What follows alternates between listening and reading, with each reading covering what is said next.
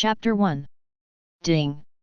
Langwo Star City check-in progress 100%, check-in successful.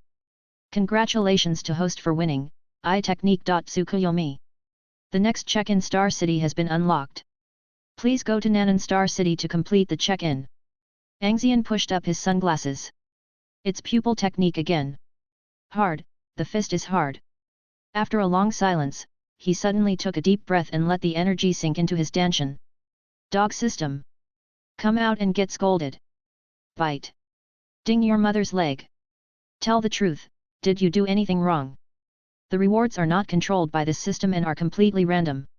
I worked so hard to check in at 8 star cities, and 5 of the rewards were pupil techniques. You tell me that the probability is completely random? You, Tui. An Xian stopped talking and spat in disdain. Forget that you don't have this thing. If you have any conscience, you wouldn't give me the pupil technique. He pulled off his sunglasses and pried open his eyelids, revealing the empty eye sockets where his eyeballs were missing. Come on, tell me, how should I use pupil skills? Not available. The safe blood pressure went up. If the system was not intangible, he would at least perform a proper set of military boxing for Brother Tongzi. You know I can't use it, yet you still give me pupil skills. Why don't you give me eyeballs first? Ding. Received host request, the system is processing, peaceful eyes. Never mind, no, they won't light up. But the expectations are real. Next second. Request rejected. Host needs to retrieve his original eyeballs before he can use the pupil technique obtained by punching in. It's hard again, the fist is hard again. UBD, are you kidding me? The hand that was holding the wooden bent cane suddenly exerted force, and the blue veins on the back of the hand showed how angry its owner was. It has been a year since I traveled through time. Ever since I regained consciousness, I have been looking for my eyes. If I could find them, would you still give me a pair? Host, please be patient in searching. When the pupil and the body are in the same star city, a sense of connection will naturally occur. It's the same rhetoric again. I'm so annoyed. There is a saying circulating in this world. There are 3,000 stars hanging in the sky and 3,000 cities on the ground. As the name suggests, there are a total of 3,000 star cities. Although there are less than 1,000 star cities still under human control, it is still a huge number. When the hell will this be found? An Xian once again realized that this system was pure NT, and finally raised his middle finger in front of him as a warm and friendly greeting to it. A ticket to Nanan Star City. Nanan. The conductor stopped and looked at An Xian, who was carrying a backpack, a cane, and wearing sunglasses. Didn't you watch the news? The day before yesterday, the mutants and star beasts attacked the city. The Federation announced that Nanan had fallen. They are organizing an emergency evacuation, and the trains are not running. This damn system. An Xian gritted his teeth, and once again in his mind pulled out the brothers and sisters, relatives, and children of the time traveler, and whipped their corpses 100 times. The check-in Star City is in an occupied area again. I knew that the dog system would never change. If you give up going to Nanan to clock in, you have to wait for a month before the system can be withdrawn and operated as the next clock-in Star City. It was this underworld mechanism that led to it taking An Xian 2.5 years to check in on 8 star cities. Do you think I'm going to give up again? Ha, UBD, this time I'll teach you how to write the word miscalculation. Nanan, I'm going. Even Jesus can't stop me, I said it. An Xian sneered. During practice, Pa, after 2.5 years of time travel, I have been reborn. Nanan has just fallen, and the power of the gathered star beasts and mutants will not be too strong. There were also federally organized evacuated troops who resisted most of the pressure. This wave is not a big problem. Boom boom. The ticket seller saw An Xian smiling at the Dragon King without saying anything, so he knocked on the glass twice impatiently and urged him. Do you want to buy a ticket? If not, please move aside. There are people waiting behind you. Come back to your senses calmly and return to normal in a second. Then give me a ticket to Bayan. Bayan Star City and Nanan Star City are famous twin star cities in the northern border of the Federation. The names are similar, the numbers are close, and the locations are adjacent. Once you arrive in Bayan, there is no shortage of ways to go to Nanan. The conductor took the certificate and did a routine double confirmation. Bayan is in a state of war readiness. The whole city is under martial law. It's easy to get in but hard to get out. Are you sure you want to go? Sure. Soon, a ticket, ID and change were handed out. Tickets, meals and handling fees, a total of 2,885. I'll give you 15. The bus leaves at 3:40 p.m. Thanks. Knock knock knock. The sound of the stick tapping the ground gradually faded away. Looking at An Xian's back, the conductor muttered softly. A blind man running around is really asking for trouble. Ding. It has been detected that the host has left the range of Langwo Star City. A farewell gift is given. The proficiency of the eye technique Tsukuyomi is upgraded from entry level to mastery level. P.S.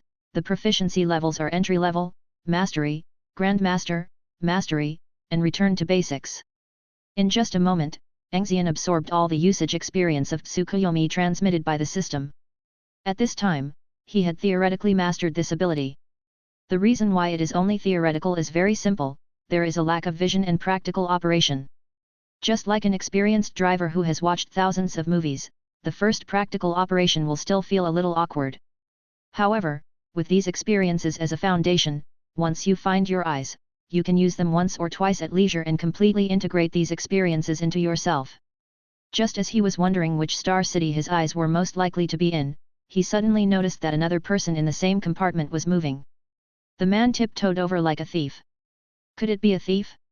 An Xian thought to himself, and soon he overturned this idea. The man stood beside An Xian's bed and reached out his hand towards An Xian's sunglasses. The train happened to enter a tunnel, and the mountain obscured the already dim starlight. In the deep darkness, An Xian felt his sunglasses being taken off. A wicked smile appeared at the corner of his mouth, then quickly disappeared. He tried his best to keep his eyelids open and stared straight ahead. 10 seconds later, the train exited the tunnel. Oh my god! What the hell is this? Wang Gang was startled, took 2 steps back and fell on the berth. No wonder he doesn't take off his sunglasses when he goes to bed at night. It turns out he is a little blind. The starlight poured back into the carriage, providing some light for the small compartment. The clanging sound of the train running on the rails echoed with the sporadic roars of the mutants in the wilderness. The carriage, which only had 2 people, inexplicably gave off a creepy atmosphere. It was the middle of the night. No one knows what kind of blow Wang Gang suffered in this environment when he faced a pair of empty eye sockets that were open but without eyeballs, and his young mind under that huge body. An Xian slowly stood up, leaned against the carriage, stared at Wang Gang with empty eyes, without saying a word. Wang Gang's scalp went numb when he was stared at, and his anger disappeared instantly. The burly man just felt scared. Then, that little brother, isn't he asleep? An Xian yawned and stretched out his hand. Sunglasses. Only then did Wang Gang remember that An Xian's sunglasses were still in his hand. He quickly handed over the sunglasses and explained stiffly. I'm just curious, why do you wear sunglasses when you sleep so late at night? I don't mean anything else, please don't mind it. No, I'm happy to scare you. Wang Gang's mouth twitched and he couldn't continue the conversation. An Xian put on his sunglasses and lay down on his side. Wang Gang also lay down and asked. Little brother, are you going to Bayan alone? 3. You came here together but you are living separately? Why don't you live in the same compartment? In the same carriage, aren't they the 2 on the upper bunk? Superior. The sound suddenly disappeared, and Wang Gang glanced at the 2 empty upper beds. The quilts were neatly laid out, and there was not even a mark on the sheets. His heart, which had just been at ease, was lifted up again. He reached out to turn on the car light and silently pulled his hands and feet into the quilt. The nights in the wasteland are particularly cold. During the 2 minutes of silence, Wang Gang's mind wandered and he thought a lot. There are mutants and star beasts in this world, as well as star warriors who can contend with them. Star warriors possess powers far beyond those of ordinary humans.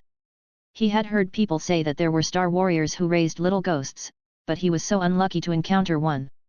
What bad luck! I, Wang Gang, have been active in the martial arts world for 20 years. Could it be that I will become someone else's little ghost? Chapter 2. Isn't it funny? When Wang Gang was thinking of his last words with tears in his eyes, An Xian suddenly spoke. Ah! Wang Gang didn't think straight. But as an ordinary person, facing the question from the suspected star warrior, he subconsciously agreed. Ha ha ha, funny, so funny. Whispering sound. He was just short of slapping the word perfunctory in my face. He smacked his lips leisurely, feeling quite bored. Ultimately it was blamed on Wang Gang's lack of sense of humor. On the other side, Wang Gang huddled in his quilt. His brain gradually returned to normal, but the more he thought about it, the more he felt something was wrong. Was I fooled by this kid? Which star warrior would take this kind of train when traveling? Even if there is no vehicle that can block radiation and travel in the wasteland, it is not necessary for them to live in the lowest grade and cheapest carriage like me, right? Wang Gang looked at An Xian quietly. Black clothes and black pants, made of ordinary fabric, with threads visible on the edges and corners, definitely street stall goods. The bent cane standing by the bed is made of wood and is not even painted. If you sell it for $15, the lame old man will call you a black-hearted person. No matter how you look at it, he's a poor BD. As we all know, a poor person cannot become a star warrior, as resources are an extremely high threshold. After figuring it out, Wang Gang was so angry that his teeth were itching. After years of wandering around, I was actually frightened by a little brat today. It's shameful. So damn shameful. The more Wang Gang thought about it, the more upset he became. He immediately stood up, grabbed the boy's neck, lifted him up from the bed, and then told him what the rules were. Unexpectedly, just as he walked to An Xian's bed and stretched out his hand, a silver light flashed before his eyes. Then, the body was pulled backwards by the right hand, and a tingling sensation spread from the palm of the hand. He looked back, his pupils suddenly shrank, and saw that his right hand was pierced by a straight knife and nailed to the carriage. The blood flowed and soon flowed onto the bed, staining the white sheets red. Wang Gang looked along the sword to the other end, and a familiar object came into view, the wooden handle of the bent cane. He screamed belatedly. The miserable cry broke the silent night, but it didn't last long. Lie.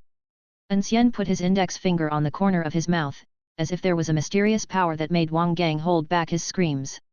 You still dare to come? Is it because I didn't chop off your hand just now that you have the illusion that I am a soft persimmon, or is it that I, the Liang Shen of Greater Daxia, have given you a courage buff? Wang Gang was sweating profusely and felt a chill in his heart. He doesn't know where Greater Daxia is, nor does he know who dares to claim to be a god. But he knew that he had made a mistake. A young blind man dared to leave the city alone with a backpack and a walking stick. Either he is mentally ill or he has something extraordinary about him. The young man in front of me is obviously not the first type. The knife was so fast that I couldn't even see it clearly. It was a star warrior, definitely a star warrior. An Xian leaned forward and gently patted Wang Gang's cheek. You are not young anymore, why are you still so stubborn? You have been a living dog for so many years? Luckily I have a good temper, if it were someone else, I would have killed you when I took off my sunglasses. As soon as he finished speaking, the car door opened with a crash. It was the conductor who was attracted by the screams. He was not surprised by the scene in the room. He took out the recorder slowly, took a few photos of the blood-stained bed, and then said casually. The train is not a wasteland, it's a federal security zone. According to federal law, anyone who kills someone in a security zone will be wanted. If you want to kill someone, wait until you get off the train. The carriage and the bed were dirty. You will have to pay the 300 cleaning fee later. Also, if you need a doctor, you can come to me. I charge a fair price and I will never cheat anyone. Then there was another loud noise, and he closed the door and left. It's a slap in the face. Such a slap in the face. As soon as he said kill him, the conductor jumped out. Can't you see I'm showing off? This conductor is so tactless. I'll have to file a complaint with him later. An Xian coughed dryly to ease the embarrassment, then drew his sword and swung it lightly. The blood stains on the blade gathered into blood beads, which formed a string and splashed onto Wang Gang's face. Worried that it was not shaken off cleanly, he rubbed it on Wang Gang's clothes before inserting it back into the wooden stick, turning it into an ordinary curved walking stick again. Originally, he had no plan to do anything but pierce Wang Gang's palm as a punishment. This will be interrupted by the conductor and the atmosphere will be gone. Why keep being so polite?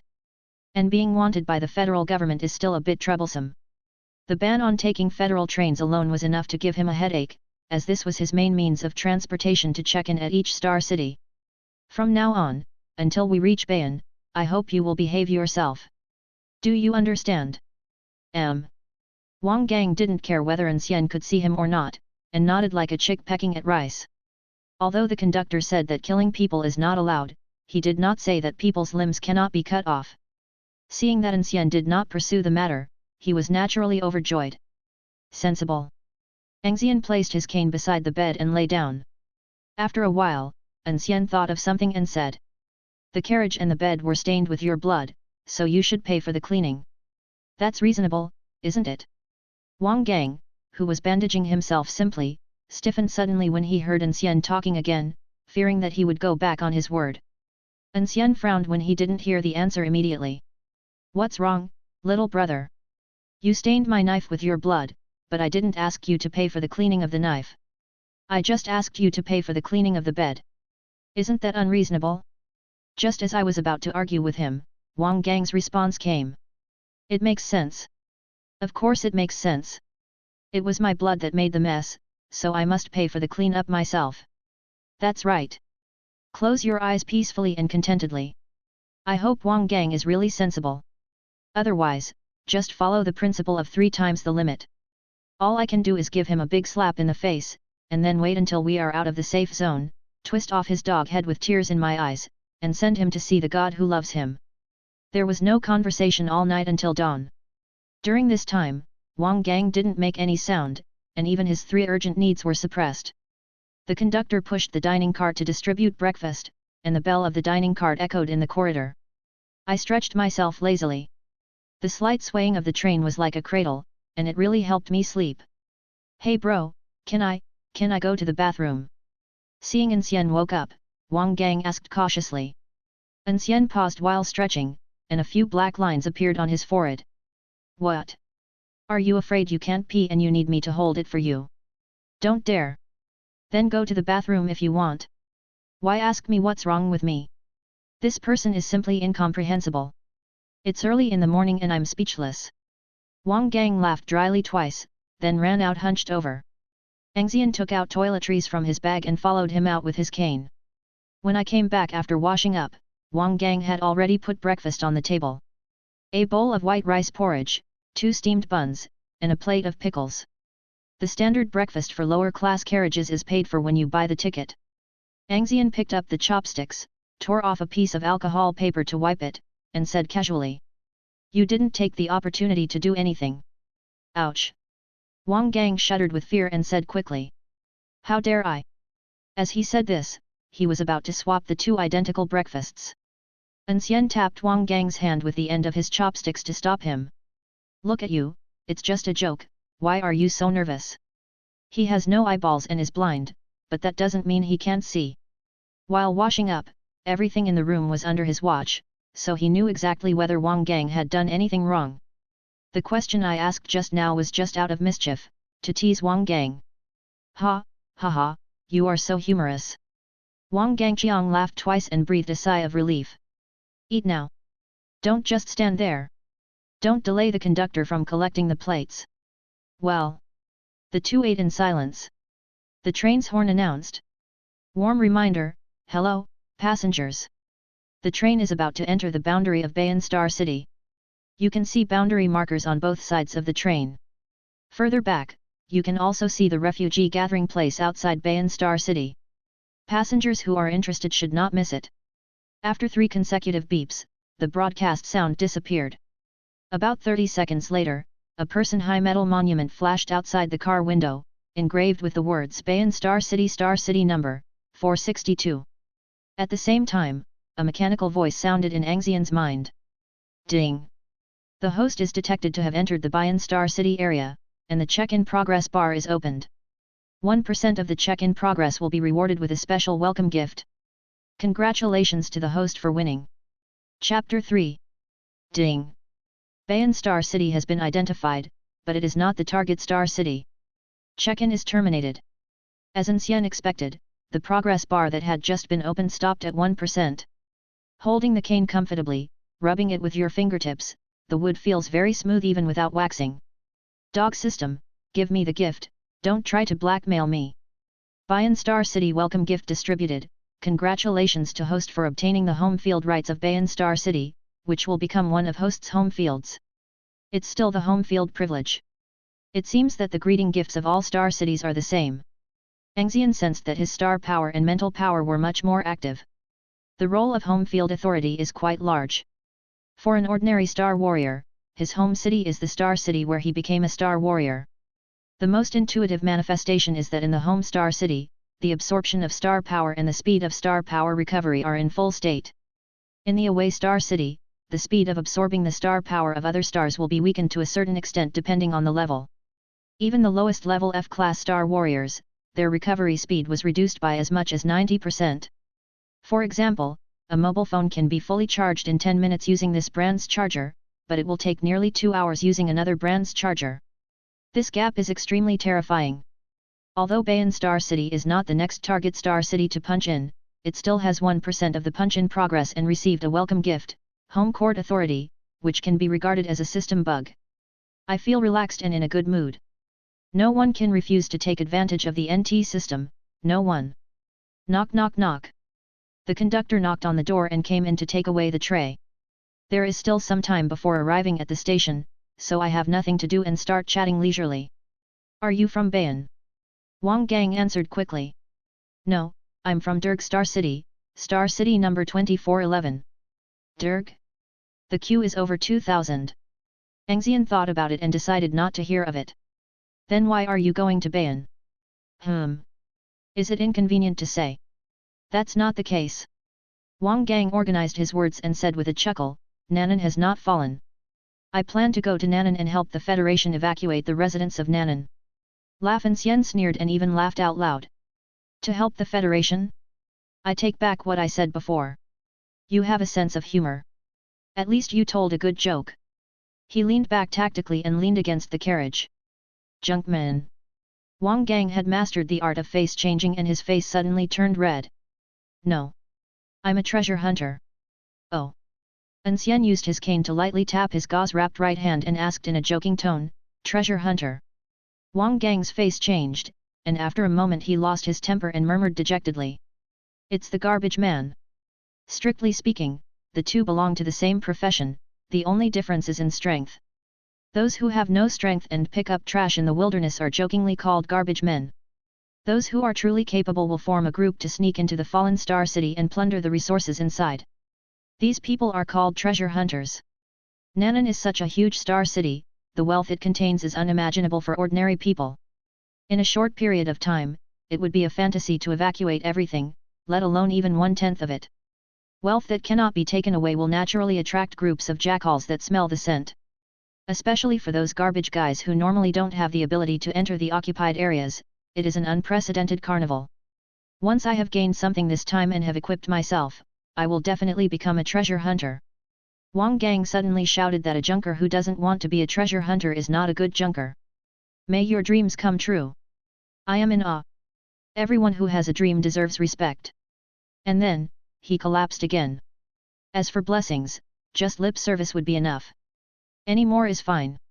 He didn't care about all this bullshit, he only cared about whether there was a way to get to Nanan. So, you have a way to get into Nanan. Have. Wang Gang became excited. If An Xian also went to Nanan and took him with him, wouldn't it be like getting a bodyguard for free? I contacted a person from Bayan. He knows the way, has prepared the supplies, and. Wang Gang came forward, made the number 8 with his hand, and lowered his voice. And this thing? An Xian raised his eyebrows slightly, picked up his cane and hit him on the head. I know what you are gesturing about is my business. But you are playing dumb with a blind man like me, which shows that you are not sensible. Wang Gang suddenly realized that An Xian's previous behavior almost made him forget that An Xian was a blind man.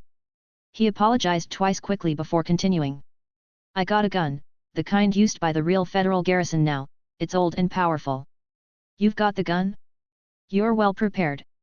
You want to drag me into this? Guns are useful against mutants, but star beasts, hee. Peaceful and clear. Mutants are humans or animals that have been distorted by radiation. While gaining powerful strength, their consciousness has been eroded, magnifying their bloodthirsty nature.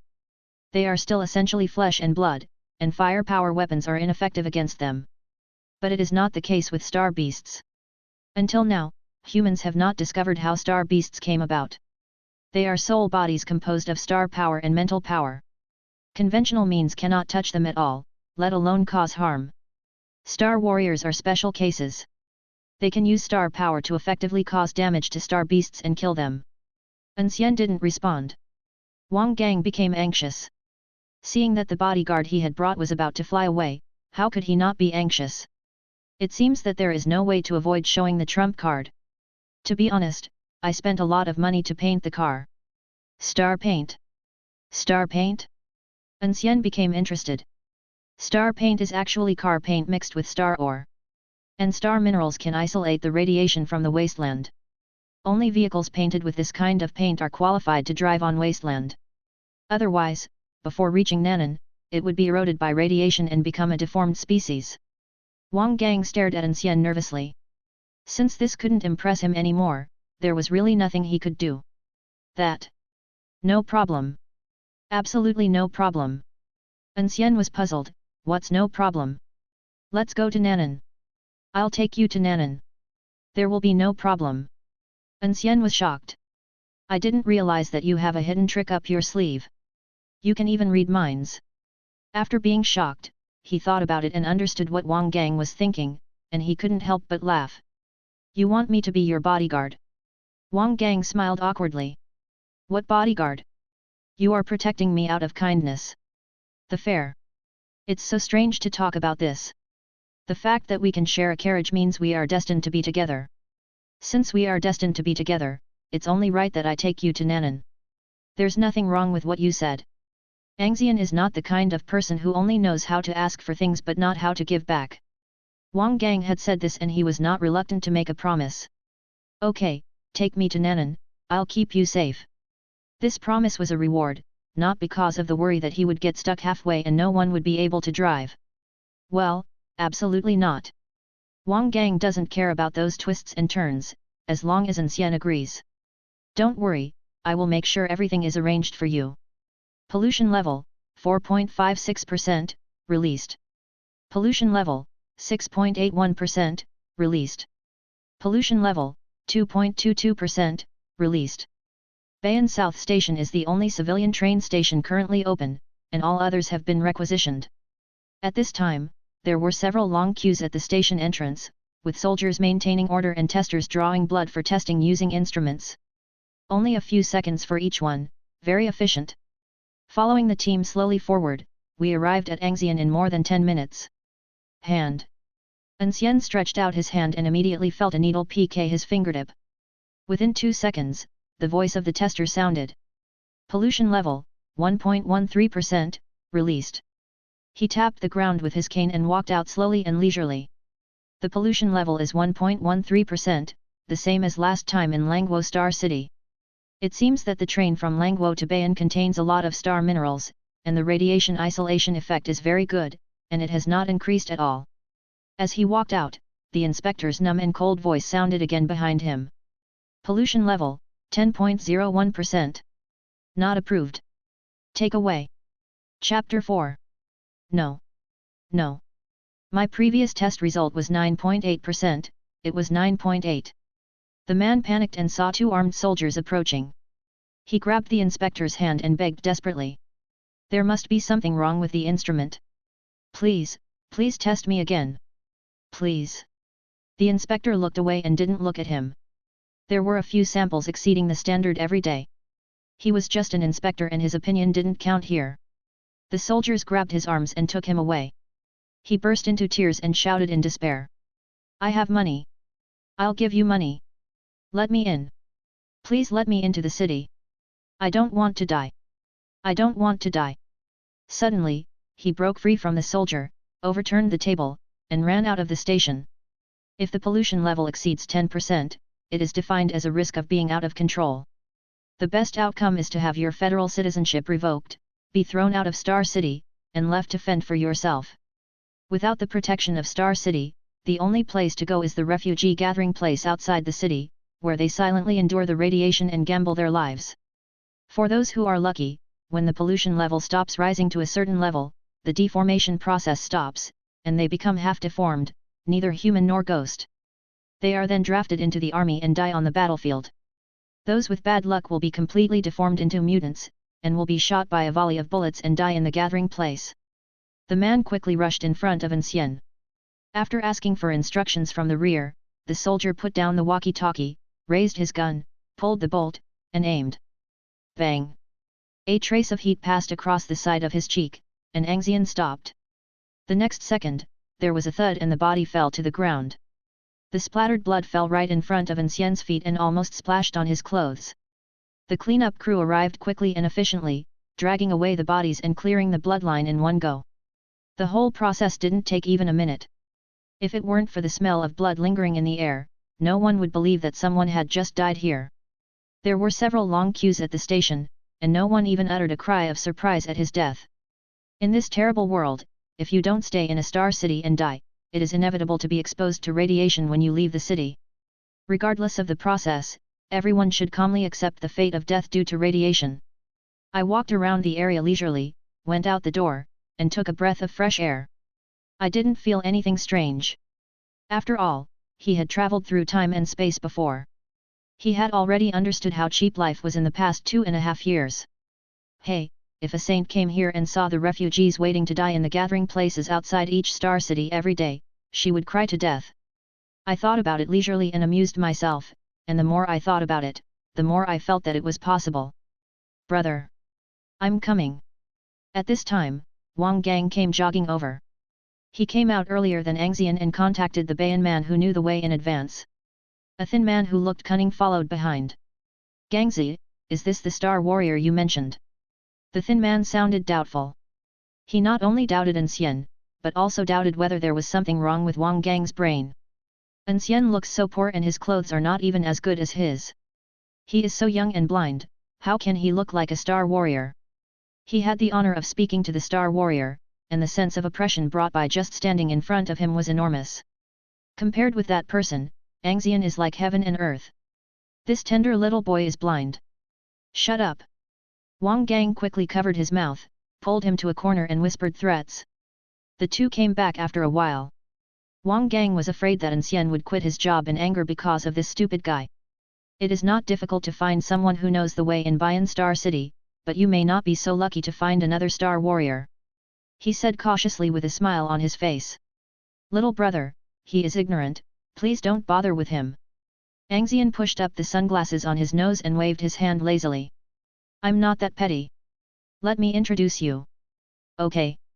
Seeing that An Xian was not angry, Wang Gang smiled happily, you can just call him Skinny Monkey. He will treat you to a meal later as an apology. Then Wang Gang glared at him, and the skinny guy hung his face and spoke in a perfunctory tone. Brethren, I shouldn't. I'm just hungry, let's go eat, and then we can leave early. An Xian walked with a cane and walked straight past the skinny monkey, not bothering to listen to what he said. This person is just an average person. There's no need to make close friends with him. We haven't had any contact since we came to Nanan, so just knowing his name is enough. Brother, I know a restaurant that serves the best stir-fried food in Bayan. Wang Gang quickly followed, leading the way while thinking about whether he should kick the skinny guy out and find someone else. The two walked very quickly, and in the blink of an eye, only their backs were left. The skinny monkey was left there and spat at the two men's backs. FK. What the hell, if Lao Zi doesn't have a car, otherwise. Spitting in public places will result in a fine of 200 yuan. A ticket suddenly appeared in front of him. The skinny monkey was stunned and was about to curse. The cleaner snorted coldly and moved aside, revealing the armed soldiers who were guarding the station entrance. The skinny monkey was like a duck with its neck strangled, and took out 200 yuan with a gloomy face. What AFG bad luck! After the cleaner left, the skinny monkey cursed softly, adjusted himself, quickly put on a smiling face, and chased after An Xian and Wang Gang. I owed a lot of debt from playing cards the past 2 days, so I can't get angry with Wang Gang now. Otherwise, if you are left behind and cannot go to Nanan to make money, you can only wait to be chopped up by the debt collectors and thrown out of the city to be fed to the mutants. 2 o'clock in the morning. Bayan is under martial law. You are allowed in but not out. Anyone violating the order will be detained. Get out of the car. On a remote dirt road, 2 soldiers stopped a pickup truck with guns pointed at them. Wang Gang glared at the skinny guy in the passenger seat and whispered. Is this what you mean by a way out of the city? I don't know. The skinny monkey had a sad face. How did he know that this damn place would be guarded? This road is the route used by Bayan's underground organization to dump corpses or transport contraband out of the city. It is very hidden and has never encountered any defenders. Clang! A soldier knocked the hood of the car with his gun and quickly pointed the gun into the car. Deaf? Say it again, get out of the car. The skinny monkey's eyes were fierce. He said that he definitely couldn't go back. Going back would mean death. He was so frightened that he wanted Wang Gang to step on the accelerator and run over the two soldiers and rush forward. These two soldiers are just ordinary people with flesh and blood, there is no way they can stop it. However, as soon as he opened his mouth, Wang Gang slapped him in the face. Don't drag me into this if you want to die. The car is under his name, and if something goes wrong, the federal government will always find a way to hold him responsible. It is true that he wants to go to Nan'an to make a fortune, but he doesn't want to be wanted by the federal government for it. Wang Gang took a deep breath, opened the car door and got out. He slipped a federal bank card to a soldier. You two must be very tired on duty at night. Take the 100,000 federal coins in this card and have a drink, soak your feet, and relax. The soldier's eyes flashed and he threw the bank card at Wang Gang's face. Bribing a public official is an aggravated crime. Wang Gang's face turned ugly, he thought it was too little. In order to prepare for this trip to Nan'an, he sold all his belongings. 100,000 yuan was his only remaining savings, and for a moment, he didn't know what to do. Chapter 5. On a used pickup truck with a dented body. An Xian was lying in the back seat and rolled down the window. Gangzi, get in the car. In the silent night, his voice was particularly clear. Before Wang Gang could move, a soldier walked to the rear window. Oh, there's another person. He pulled the door, but it didn't open, it was locked from the inside. He simply stuck the muzzle of the gun through the rolled-down car window and pointed it at An Xian. You dare to ask him to get in the car? Get off too. Come on, who are you trying to scare with a toy gun? An Xian yawned and didn't want to care about it, but the other party was greedy and really didn't know what was good for him. Why don't you just take the 100,000 yuan and go your separate ways? Why are you courting death? As soon as he finished speaking, Wang Gang and Xiao Erhao looked at the guns in the hands of the two soldiers with suspicion. The two soldiers' faces changed slightly, and they pulled down the bolts with a click. He aimed the gun at the one who was sitting there, and pushed the muzzle forward, shouting in a timid manner. Toy gun? Why don't you use your head to test whether this is a toy gun or not? You act really well. It would be a shame if you don't become an actor. An Xian muttered to himself and tapped the ground with the tip of his staff. An invisible ripple spread out, quickly forming a picture in his mind. Omniscience, an ability gained by checking in at the first star city. An Xian was sure that the dog system was afraid that a blind man like him would die inexplicably and then be without a host, so it secretly manipulated him to give him a magical skill. The ability is very simple, it uses mental power and star power to stimulate, and uses sound waves as a carrier to construct a picture. The entry-level omniscient vision constructs a flat picture of the surrounding body. The mastery level adds the concept of up and down and is no longer limited to a flat surface. The above two levels are the rewards for reaching 100% of the check-in progress in the first star city and the farewell gift for leaving the star city. Perhaps it was because An Xian had no eyes, his proficiency in omniscient vision improved rapidly. In just half a year, his proficiency level had risen to the Grandmaster level. Grandmaster level omniscience increases the supply of star power and can ignore conventional obstacles, commonly known as perspective. In addition, the growth potential has been added. The omniscient vision is a spherical field, and its diameter has expanded from the original 10 meters to the current 200 meters. It can be said that within the scope of his omniscient vision, he is the omniscient god. Well, it is a bit arrogant to say so. But this is true for ordinary people who cannot use star power or mental power to interfere or block. They have no secrets when it comes to peace. As long as you think about it calmly, you can even know the length and thickness of every hair on the other person's body. The moment the two fake soldiers jumped out, their underwear was seen through, not to mention the fake things in their hands. The structure inside is presented in my mind without any omission. He grabbed the barrel of the gun and pressed it against his forehead. Come on, shoot, right where your finger is, and let me see. You're not afraid of death. The soldier's expression changed again and again, he met a tough guy. It is impossible to fire a gun, as the truth will be revealed as soon as you do. Robbery is a small matter, but pretending to be a federal soldier and being exposed is a big deal. He panicked and looked around to find an excuse. There are regulations above, no. What kind of rules are there? Why are you pretending to be so arrogant? The gun in your hand is a replica, but at least it's loaded with bullets. The fake gun is empty. That's quite interesting. An Xian curled his lips in disdain. Wang Gang reacted now and his face turned as black as the bottom of a pot. He almost gave away the 100,000 coffin book. How could they think of pretending to be soldiers and collecting money in the middle of the night? Seeing that they could no longer pretend, the two fake soldiers looked at each other and suddenly attacked. He threw away the fake gun and pulled out the fruit knife from his waist.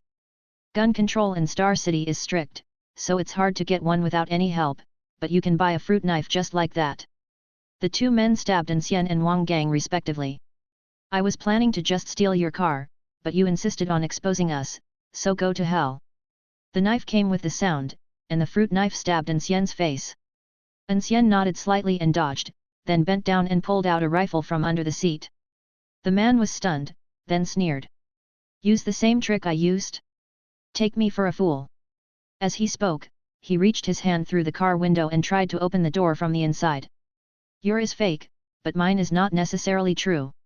Calmly and leisurely load the gun, raise it, and aim. In the omniscient vision, a dotted line spread out from the muzzle of the gun, directly connected to the center of the fake soldier's eyebrows. When the two were connected, the trigger was pulled. Bang! Gunfire burst out and bullets shot out. He put away the gun, pretended to blow at the muzzle so that there was no smoke, and then pointed the gun barrel out of the window. The fake soldier standing outside the car door fell to the ground with a thud. The bloody hole between his eyebrows was extremely glaring, and there was still an expression on his face that had changed from disdain to disbelief. Hit the bullseye, straight to the point. The last time An Xian touched a gun was last time. He was not interested in this thing, so he got in the car, touched it twice, and then threw it under the seat. However, he was quite satisfied that within his omniscient vision, he could point and hit the target exactly. Wang Gang, Xiao Hao and another fake soldier were all shocked by the gunshot. I didn't expect that the youngest and most friendly boy would be so decisive. Wang Gang felt a chill on his back and couldn't help but feel lucky to have survived the train. Skinny Monkey was not much better. His fear of An Xian increased by more than 1 degree. He immediately lowered his head to reduce his presence. Gangzi, take the gun. An Xian suddenly threw the gun. Hurry up and leave. Don't waste time. Oh shit. Wang Gang was still in a daze when the gun was thrown at him and hit him in the face, then fell to the ground. He rubbed his sore nose and went to pick up the gun. An Xian rolled down the car window, and halfway through he noticed that the fake soldier reacted faster than Wang Gang. The fake soldier tried his best.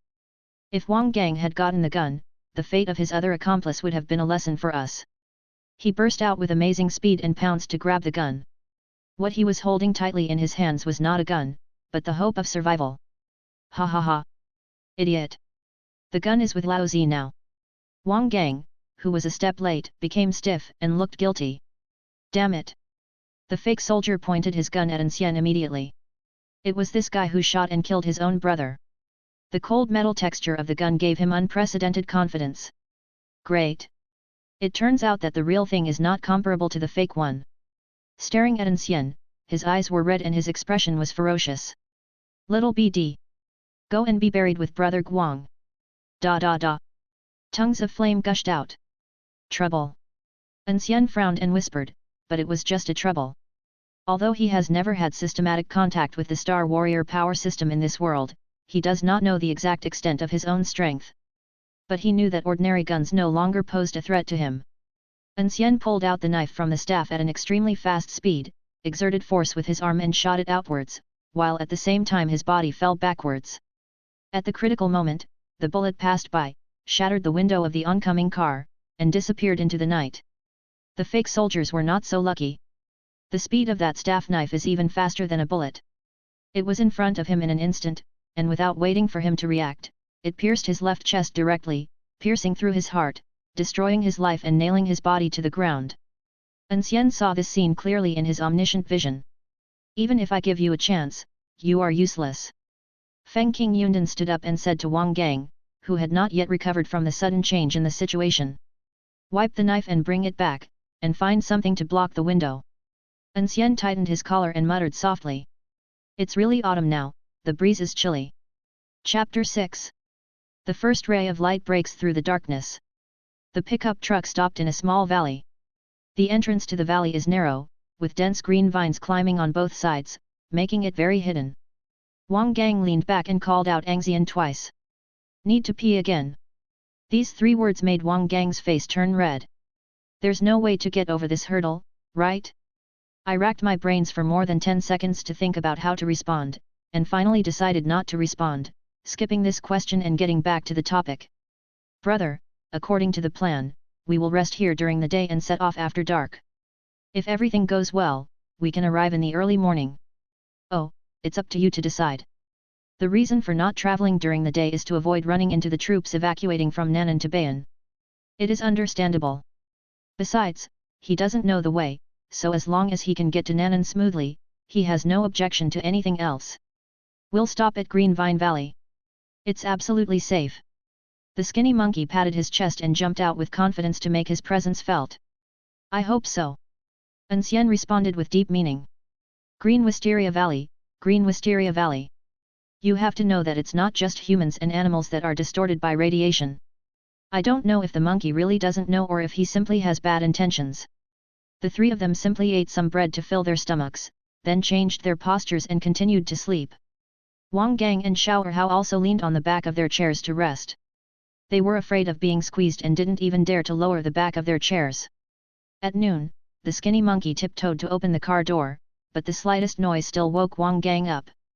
What are you doing? He stared at the skinny monkey vigilantly. No one dared to sleep soundly outside the city, unless they wanted to die. If you want to pee, use a bottle.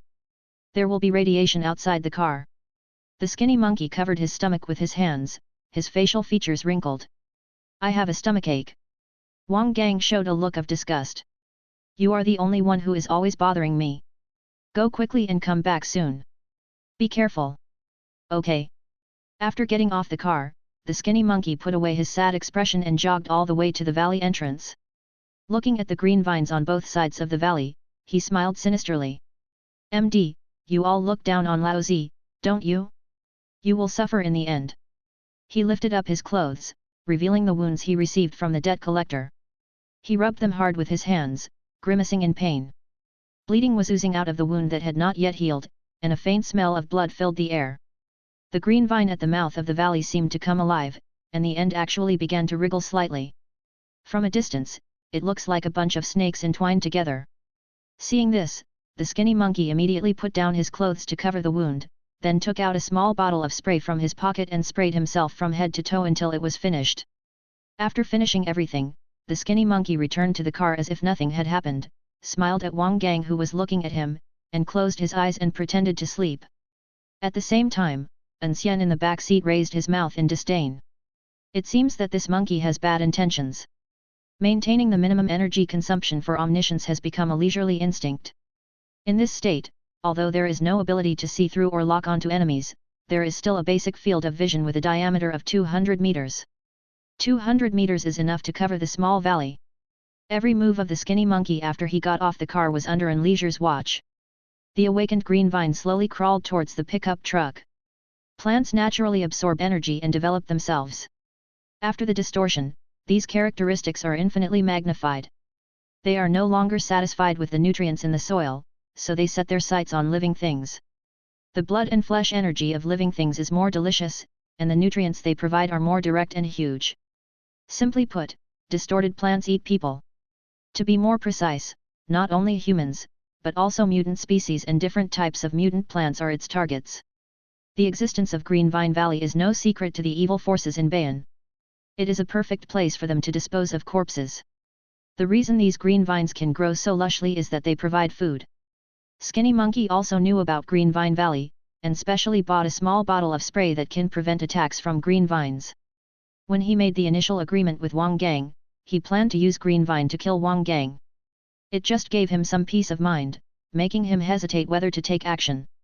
But when he thought about how he had offended An Xian as soon as he met him, and then witnessed An Xian's strength, Skinny Monkey was nervous all the way. He was afraid that after he successfully brought the 2 people to Nan'an, An Xian would settle the score with him later, so he gritted his teeth, decided to take a gamble, and continue with the plan. Having seen An Xian's strength, Xiao Erhao didn't expect Liu Tang to kill An Xian. As long as Liu Tang can hold these two people back, he can take the opportunity to drive away.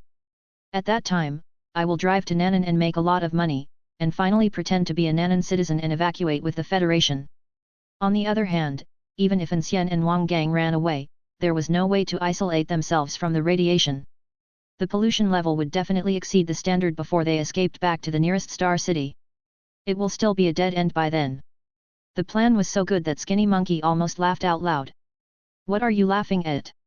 Tell me and I'll be happy too. A curious voice sounded next to his ear, and the Skinny Monkey was so scared that his heart skipped a beat. He opened his eyes and saw An Xian's head poking out from between the two seats in front of him. He forced a smile. No. No laugh. Hey? You think I'm blind? Oh, I really am blind, then it's okay. He sat back down, stroking his walking stick, thinking about which knife to stab into the Skinny Monkey's body so that blood would not spurt out. The Skinny Monkey's mouth twitched and he cursed inwardly that the person was a psycho. Wang Gang, who had just fallen asleep and was woken up again, rubbed his aching temple, but didn't dare to say anything to An Xian. He was about to continue sleeping when he suddenly caught a glimpse of green out of the corner of his eye. Is that the vine at the mouth of the valley? Lack of sleep made his mind a little unclear, and he was stunned for 2 seconds before he screamed. A mutant! This green vine is a mutant! Bad luck! The Skinny Monkey cursed inwardly when he was discovered. As a mutant species, the threat posed by plants is relatively minimal. These green vines have never devoured a star warrior. They are the lowest level of distorted plants, and their IQ is even lower than that of ordinary beasts. If he was not discovered and came into contact with Wang Gang unknowingly, it would be easy to anesthetize him and then entangle him to death. Even if An Xian is a star warrior, it would take some effort to get entangled. But they were on guard, and the green vines could hardly pose a threat anymore. Seeing that the plan had failed, the Skinny Monkey pretended to be panicked to avoid being suspected. How is that possible? I've been here several times and green ivy has never made any move. MD, how could there be a distorted plant here? Wang Gang searched frantically. Where is it? Where did I put it? An Xian handed over a flamethrower. Looking for this. Yes, yes, yes. Wang Gang took it, turned on the safety, rolled down the window, and aimed the flamethrower at the green vine that had climbed onto the car body. Vigorous flames spewed out from the crater, and the green vines enveloped by the flames quickly turned yellow. The large green vines felt pain and moved wildly, making a noticeable rustling sound as they rubbed against each other. Under the threat of fire, they became more ferocious and their attack speed increased. Large patches of green vines surrounded the car like a car.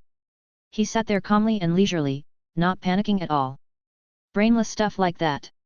Hit him once and he will get angry and fight back. Hit him 10 times and he will feel pain and fight back even more violently. But hit him 100 times and he will get scared and start to run away. After a while, a large number of green vines following the smell of blood and flesh popped out of the car window. An Xian attached a layer of star power on his body surface to isolate the breath. The method was simple and crude, but it was very effective in dealing with such brainless things. Sure enough, the green vines on the back seat and trunk disappeared. All the green vines gathered towards Wang Gang, and when Wang Gang increased his firepower, An Xian asked a soul-searching question. Skinny Monkey, why is there no green vine on your window?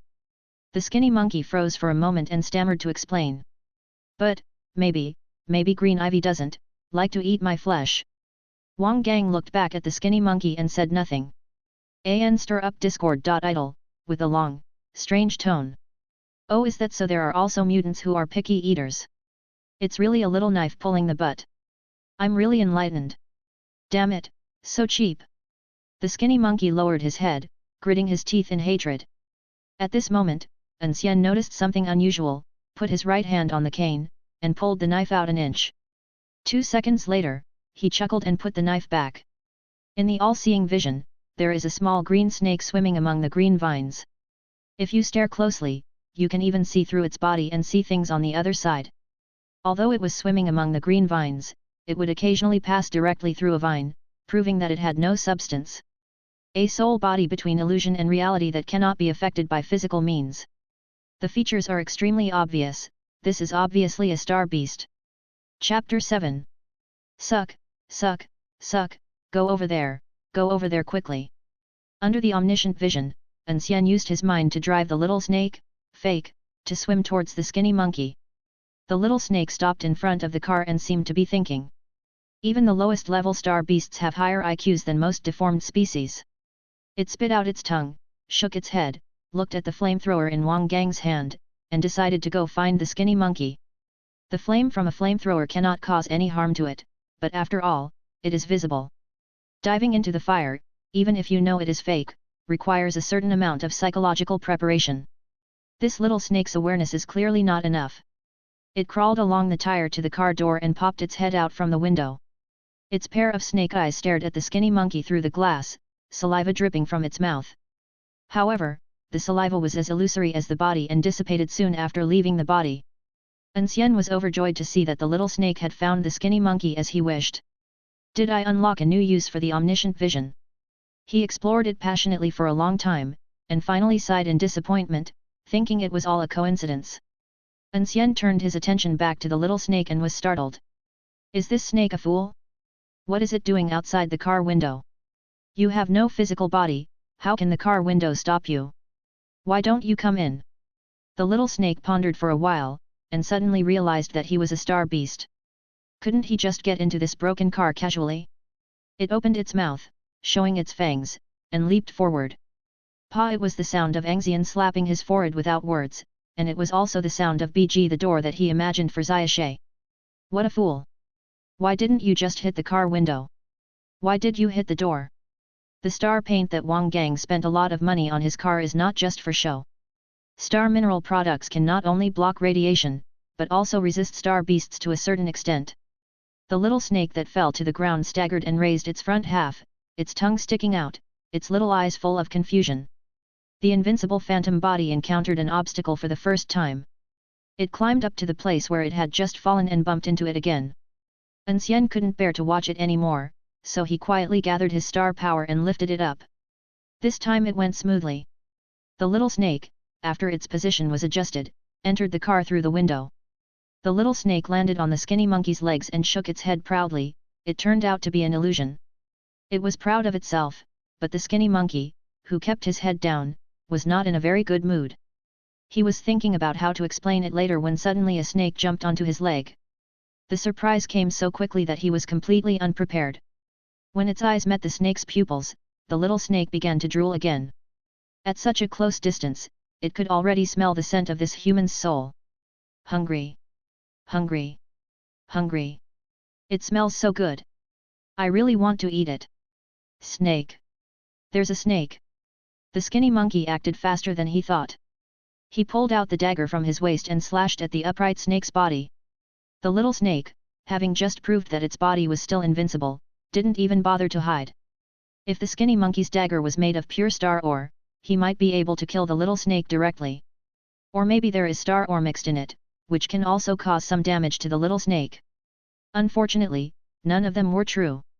As poor as he was, star mines, which were considered a luxury, were far beyond his ability to afford. The skinny monkey watched helplessly as the dagger that was aimed at the little snake passed through its body without encountering any obstruction. He reacted instantly and realized that this was a star beast. Then he shouted at the top of his lungs. Brethren! Save me! An Xian curled his lips. Save you? Who wanted to kill me before? Expect me to repay evil with kindness? FKU. The little snake sniffed the skinny monkey's soul, its breath changing due to fear. It seems, even more delicious. It opened its mouth, curled up its body, then suddenly straightened up and shot out like a spring. The tiny body sank into the skinny monkey's head. When it reappeared, it gurgled and swallowed something, revealing a trace of human satisfaction. The skinny monkey was not feeling well at this time. The soul is the carrier of mental power. When mental power is consumed, the most you will experience is drowsiness and headaches, which can be recovered by rest. However, when the soul is torn apart, it is far from that simple. It felt like 10,000 needles were piercing his brain, it was painful, it felt like he was dying. His face was pale and the extreme pain made him unable to make a sound. The little snake was probably just born, and this bite was enough to fill it up. However, with delicious food in front of you, if you just take a bite and leave, that is absolutely an insult to the food. This shouldn't happen. This is absolutely wrong. The little snake planned to take another bite, hold it in its mouth, and wait until its stomach digested it before swallowing it. This is what it thinks and what it does. The scene just now repeated itself. When the little snake happily left with the delicious food in its mouth, the pain that the skinny monkey endured was beyond description. His face was flushed, veins were bulging, his eyes were staring with bloodshot, and 2 lines of blood and tears flowed from the corners of his eyes, which was extremely creepy. The pain of his soul being torn apart not only kept him from falling unconscious, but made him even more awake. The green vines outside the window had already slowly retreated, leaving behind a patch of scorched yellow remnants. Wang Gang, who saw everything, looked at the skinny monkey with pity and fear, and his fear of the star beast rose to more than 1 level. An Xian still had a calm expression. He had killed a 100-meter-long snake before, so this little guy wasn't enough to cause any commotion to him. However, seeing that the skinny monkey had suffered this punishment, he did not intend to pursue the matter of his evil intentions in attracting Lu Teng. Tisk, I'm such a kind person. Feeling of leisure. The skinny monkey with a throbbing temple had no idea that he had saved his life. He tried hard to adapt to the pain. After an unknown amount of time, his broken soul regained control of his body and he was finally able to make a sound. Ah! It hurts. It hurts so much. The piercing screams hit Wang Gang's eardrums directly, and Wang Gang quickly blocked his ears. The screams lasted for who knows how long, and finally disappeared after An Xian made a disgusted knife move. Time passed quickly and it was dark in the blink of an eye. Wang Gang and An Xian had just opened the can of meat when the skinny monkey slowly woke up. The pain still stimulated his nerves. He wanted to get some water, but was horrified to find that his left arm had lost sensation. The after effects of a damaged soul are beginning to show. Hand, what happened to my hand? Why can't I feel anything? Maybe the left arm of your soul body was eaten by the little snake. An Xian explained kindly, scooped out a spoonful of canned meat and put it in his mouth to chew, and was pleasantly surprised to find that it tasted quite good. Gangzi, where did you buy this can of food? I'll buy some later and eat it on the train. This is a specialty of Bayan. Go to a larger supermarket in Bayan and buy the canned meat for 185 yuan. This is it. An Xian nodded and started to eat, but suddenly he discovered that some ill-intentioned guys had intruded into the omniscient vision. This little guy had lunch, so he's here for dinner now, right? Come if you want to, and bring your family with you, you really don't treat us as outsiders. As soon as An Xian's words fell, Wang Gang, who was eating canned food, and Skinny Monkey, who had not yet accepted that his left hand was disabled, were both shocked and looked around in panic. At the valley entrance, dozens of emerald green snakes swam towards the car, led by the small one from Noon. They walked around in a swaggering manner, with no intention of concealing their actions, which fully demonstrated what arrogance means. Wang Gang opened his mouth, shuddered, and the can in his hand fell. The Skinny Monkey's reaction was even more severe. The pain that had not yet dissipated suddenly exploded like water dropped into a frying pan. The severe pain from his soul spread throughout his body. His upper and lower teeth kept knocking against each other and his body was shaking. Death, death. Chapter 8. Lens Conversion. The leisure in the back seat is completely different from the style of Wang Gang and Xiao Hao. He ate the canned food slowly, savoring it from time to time. A can of meat tastes like a candlelight dinner. As the snakes approached, Wang Gang came back to his senses. He was unwilling to wait for death, so he quickly released the handbrake and started the pickup truck. During this time, he did not forget to roar at the Skinny Monkey. FK. Lao Zi is so unlucky that he believed your lies. Is this what you said is absolutely safe? First there were the deformed green vines, then there were the star beast snakes. If you are lucky enough not to die, Lao Zi will chop you into pieces and feed you to the deformed species. The skinny guy was like a bullied young wife, he huddled in his seat, clutching the seat belt tightly, his mind blank, he trembled and shivered while muttering to himself. It's over, it's over. The roar of the engine startled the snakes. Dozens of snakes stopped moving forward, and their pupils glowed with a cold and creepy light in the night. Suddenly, a giant snake as thick as a bowl and several meters long swam in front of the snake group. Most of its body was coiled up, and the remaining standing part was taller than the car, which was very intimidating. Its mouth opened and its tongue leaked out. Wang Gang actually saw sarcasm on its face.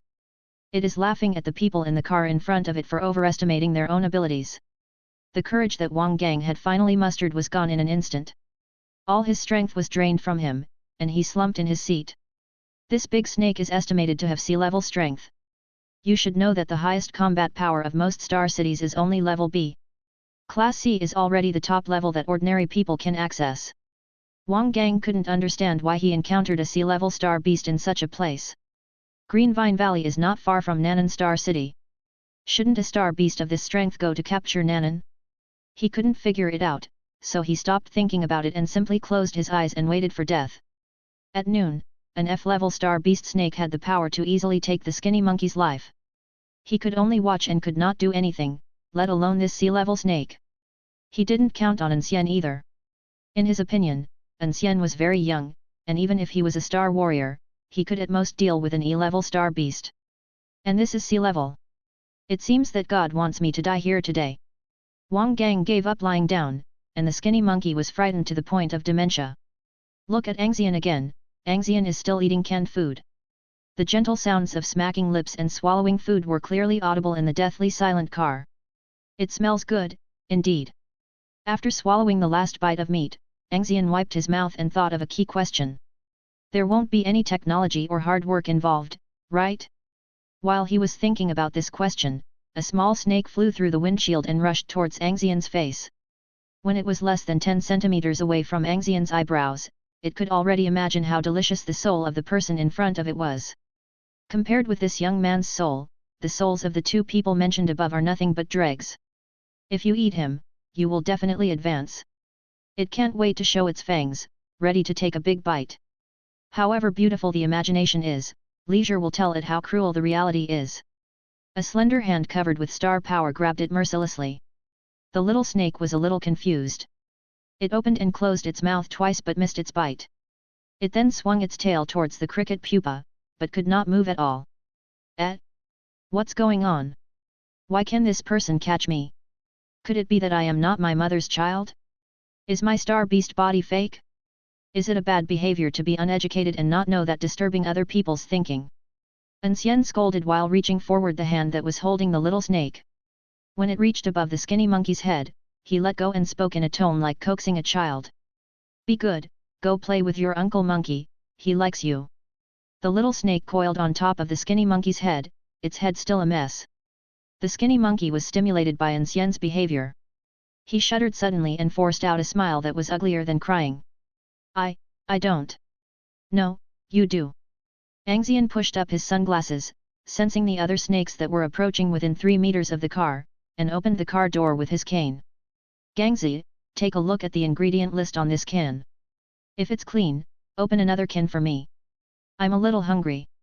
Wang Gang watched An Xian get off the car with a nervous expression, and a glimmer of hope rose in his heart. Could it be that there is still hope? MD, never mind, let's check the cans first. He hurriedly took out a can, turned on the roof light, and carefully read the tiny words on the can. This was the only thing he could do. Pork, chicken, duck, salt, there doesn't seem to be anything else, so it should be clean. There were a total of several items in the ingredient list, and he looked through it quickly. Then he opened the can, held it tightly in his hand, and prayed silently. Brother, the task you assigned to me is completed. You must come back to eat the canned food, otherwise I, old Wang, will become the canned food of these little snakes today. Walk slowly and leisurely to the front of the car. There are dozens of snakes in this group of spiritual beasts. Obviously, a skinny monkey cannot fill their stomachs.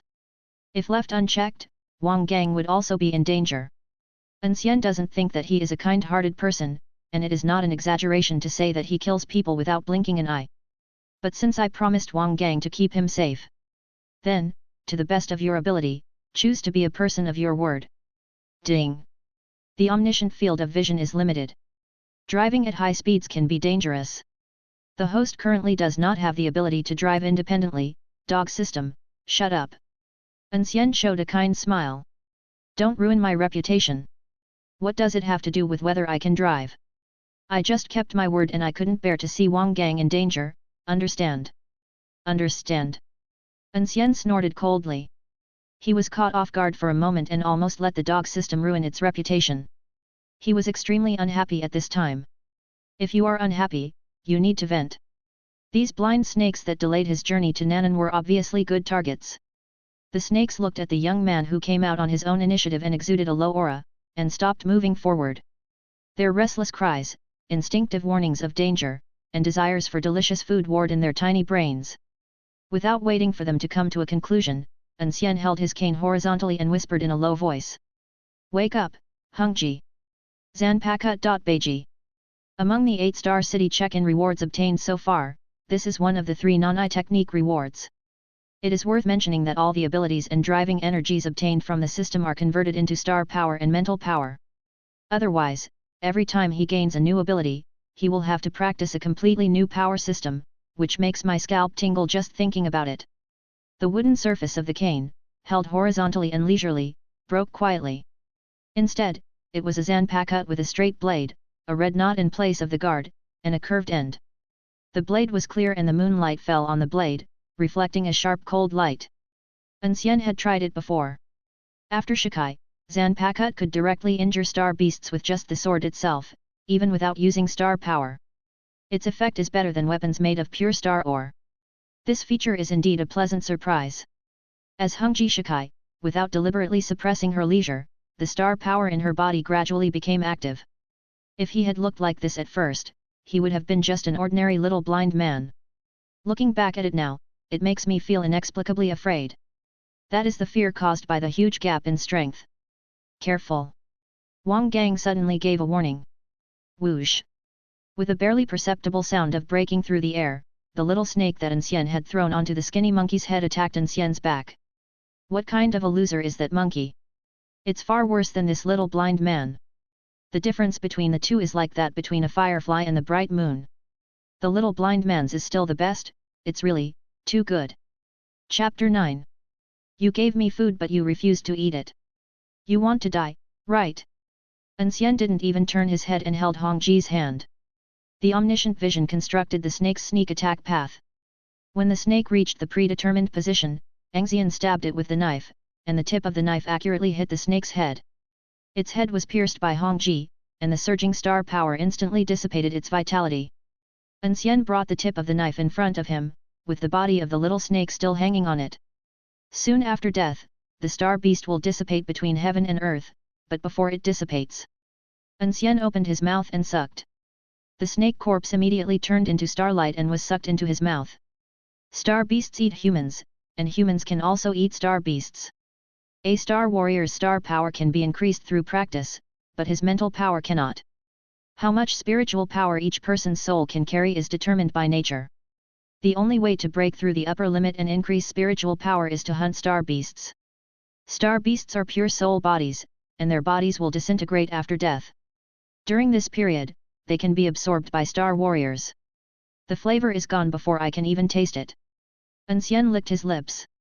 The amount was too small, not even enough to cheer him up. He might as well drink some soda. Wang Gang and Xiao Erhao in the car saw the whole scene, their eyes widened in disbelief. At the same time, a thought popped up in my mind. You are very good at pretending to be a pig and eating the tiger. If you hadn't been so open when we first met, I wouldn't have dared to offend you even if I had the guts to do it. Reading minds is not within An Xian's ability, but just by looking at their expressions, he can guess what they are thinking. Cry, Hongji. The star power surged, and a faint voice floated out of his mouth. Hongji swung upwards, and with a sharp cry, a red light wave more than 10 meters long slashed out. Upon seeing this, the group of snakes immediately fled in all directions. Unfortunately, the attack range is too wide, and it is impossible to escape just because you want to. The sea-level snake was the first to bear the brunt of the damage from the light wave. Its seemingly huge body couldn't resist for even a second. The red light wave cut through its body like tofu, and continued to crush the small snakes backwards. But in the blink of an eye, the group of snakes that made Wang Gang and Xiao Erhao feel despair was turned into pieces on the ground. The light wave completed its mission and did not dissipate. It rushed straight to the valley entrance and cut through layers of green vines. The dense green vines were crushed into ashes, and the green vines at the top squirmed and shrank like crazy, and disappeared in an instant. Only a knife mark several meters deep was left on the stone wall of the valley. Tisk, the vitality of deformed plants is tenacious. Through the omniscient vision, we learned that the green vines had shrunk into the rock walls of the valley. In order to kill them completely, we must destroy the valley and cut off their roots. An Xian doesn't have the leisure time for this, and killing them will do him no good. Hongji quickly put away the knife and turned back into an ordinary, cheap bent walking stick that no old man would pick up if thrown on the street. He first walked among the snake corpses, absorbed the bodies of these star beasts, and then immediately returned to the car. This sip actually made him feel a little more energetic, probably equivalent to drinking half a bottle of soda in one gulp. "Where's my can?" An Xian poked the dazed Wang Gang with his cane. Wang Gang handed the can of meat to An Xian in a daze, his movements as stiff as a robot. "I asked you to check the ingredients. Did you check? Is it clean?" "Clean." Wang Gang's very loud kide scared An Xian. "Did a snake eat your brain?" "I'm blind, not deaf." Clang. An Xian hit him on the head with his cane, which woke him up immediately. "No. No, I didn't expect you to be so strong." Beiji, gulp." An Xian replied while eating the canned food, "There are many things you haven't thought of. Let's get going quickly." "Okay." Wang Gang energetically shifted gears, turned the car around and drove out of the valley. When I passed by the knife marks that were several meters deep and where I could vaguely see the wriggling green vines inside the mountain, my reverence for An Xian reached its peak. "God, you still love me." I was riding on a train and unexpectedly met such a master. He is very confident and feels great as he has someone to protect him. The journey was relatively smooth after that. Apart from the occasional fleeing refugees, we did not encounter any mutants or star beasts. I don't know if it was just good luck, or the Federation organized its forces to temporarily block those things together for the convenience of evacuation. Wang Gang chatted with An Xian from time to time, but the skinny monkey didn't say a word except giving directions, and no one knew what he was thinking. It was 1 o'clock in the morning. An Xian suddenly asked. "Arrive." Wang Gang turned the steering wheel and was about to say no. But when the car passed through the stone road, with the towering city walls as the background and the deep night sky, the scene of scarlet artillery fire suddenly came into view. Wang Gang glanced at An Xian, who was wearing sunglasses, in the rear-view mirror and began to question his life. "Actually, you are the normal person and I am the blind one, right? It's almost here, but..." He hesitated for a moment, but couldn't help asking, "How did you know?" An Xian pretended to be mysterious and acted like a master. "I am blind with my eyes, but not with my heart." In fact, after he lost his sight, his hearing became surprisingly good, and he vaguely heard some sounds from the wind. Otherwise, the current diameter of the omniscient vision is only 200 meters, and he would be in trouble if he could know it. His Wang Gang, who didn't know the truth, took a deep breath. Although he didn't understand, it was right that it was so terrifying. The skinny monkey also glanced at An Xian from the rear-view mirror, hesitated for a moment, and then a trace of resentment flashed in his eyes before he became determined. "Gangzi, turn right 300 meters ahead and go straight ahead and you will arrive." Wang Gang did not suspect anything and drove according to the route he pointed out. An Xian touched his chin and thought to himself, how come this little brother only cares about food and not beatings, and is he going to cause trouble again? He didn't stop it, but wanted to see what else the monkey could do. This guy, now that he has the ability, just wants to have some fun. As the pickup truck moved forward, the roar of artillery fire gradually became audible. If one held his breath and listened carefully, one could faintly hear the roar of the mutants suppressed by the sound of artillery fire. "Skinny monkey, are you sure this is the right way?" Wang Gang slowed down the car and looked suspicious. He could already clearly smell the blood and gunpowder in the air. The sound of the cannon in front was like fireworks, and it looked like a war zone no matter how you looked at it. "There will be no problem this time." The skinny monkey's eyes flickered, but his tone was unusually firm. "There is a small road ahead. If we want to enter Nanan now, there is only that one road." "But..." "Don't say but. We've come this far. Are we going to turn back?" Wang Gang was still a little hesitant. Turning back was impossible as he had invested all his family fortune. The skinny monkey added fuel to the fire. "Don't worry, listen to the noise ahead. As long as we don't take the initiative to cause trouble, they won't have the time to stop us. Brother, what do you say?" Wang Gang couldn't make up his mind, so he turned to An Xian for advice.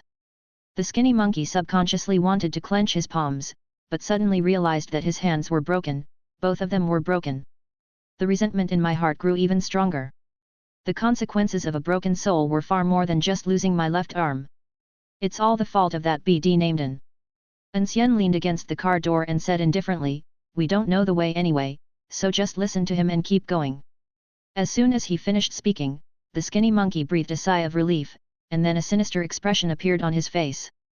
"Lao Zi is no longer in business, you still want to go to Nan'an to make a fortune? Dream on. Okay, now that you've spoken, let's keep going."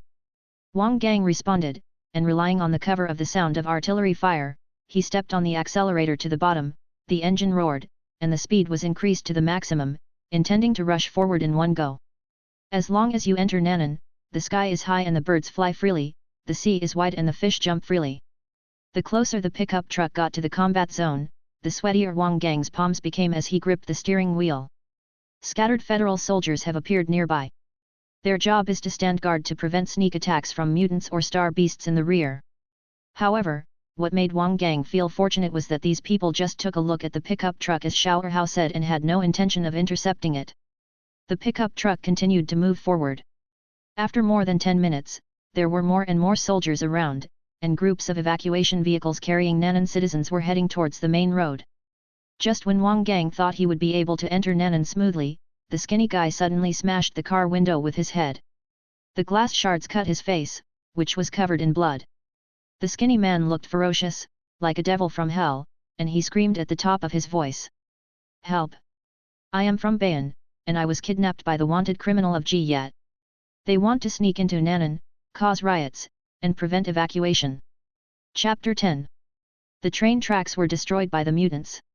Evacuation requires sending people to a temporary camp outside the city first. Transfer to vehicles coated with star paint, cross the wasteland, and transport to other star cities. The Nan'an Army of Nan'an Star City is responsible for this work.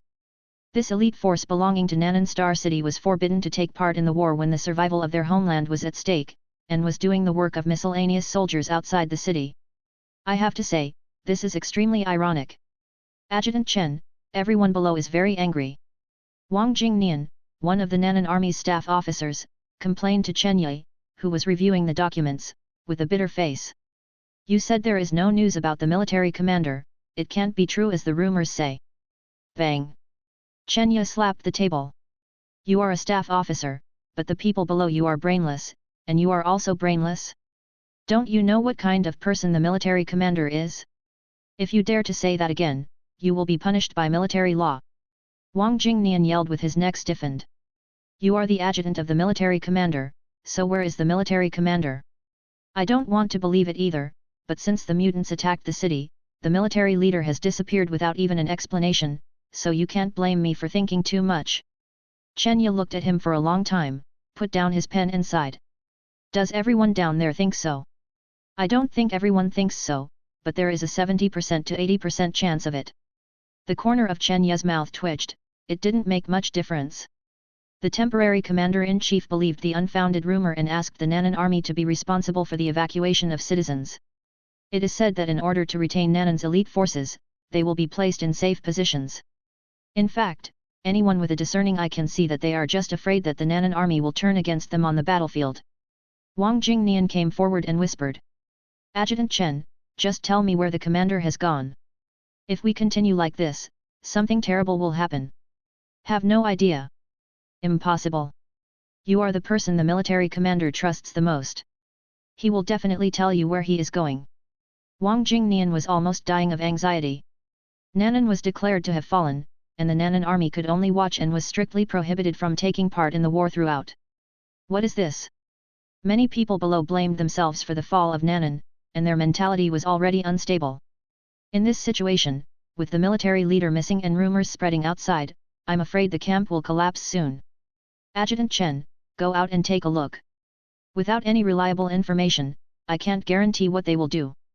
Chen Yi kept silent and had a long talk with the military leader all night before he disappeared. He knew the whereabouts of the military leader. He also knew the truth about the rumor that led to the Nan'an army's fall. But what's the use? I really can't tell.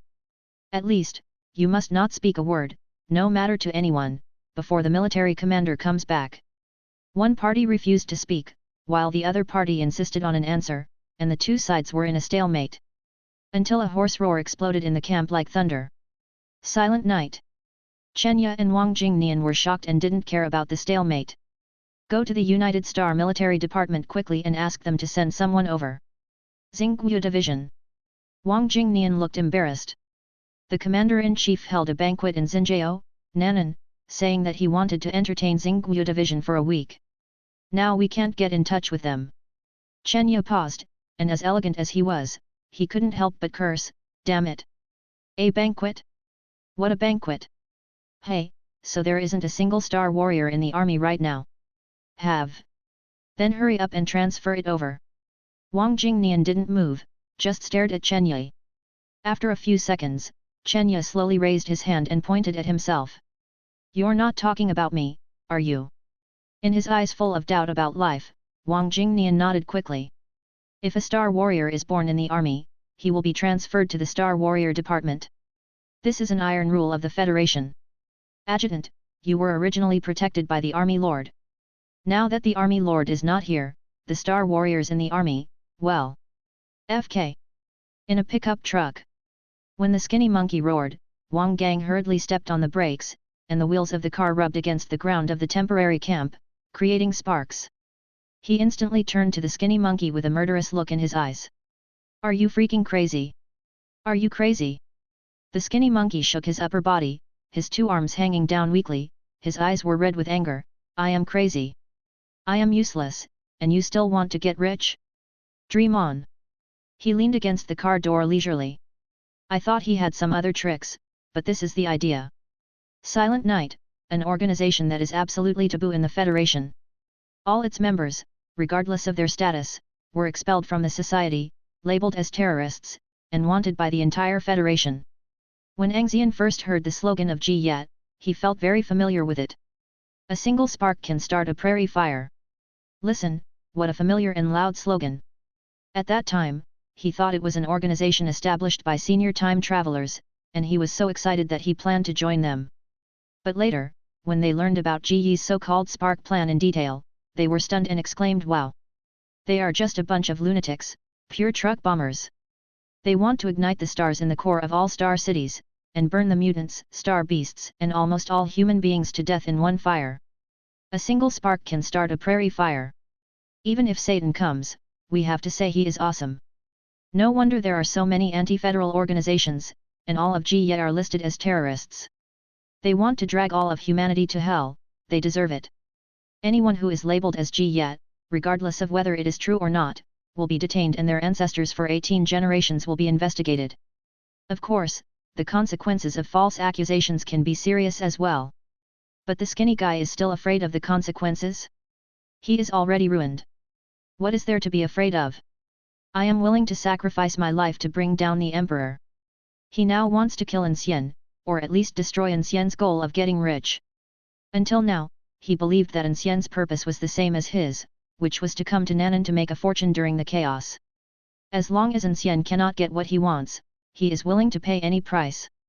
You want the federal army to arrest us? An Xian asked humbly, wanting to see if he had any follow-up plans. The skinny monkey smiled complacently. React now? It's too late. It would be best if I could just shoot you both dead later. Even if that doesn't work, I'll have to transport you both back to Bayan. You two won't be able to enter Nan'an Star City. As he said this he laughed heartily. Look at Nan'an Star City right before your eyes. Oh, I forgot you are blind and have no eyeballs. Anyway, Nan'an Star City is right in front of us, but you two can't get in. It's so hard for you two dogs. Grass. Wang Gang was so angry that he punched the skinny monkey in the face, causing his nose to bleed and 2 teeth to fall out. The skinny monkey seemed to be crazy and just laughed wildly. He laughed at An Xian's helplessness and Wang Gang's anger and humiliation. An Xian stopped Wang Gang with his cane and asked Xiao Ho with some confusion.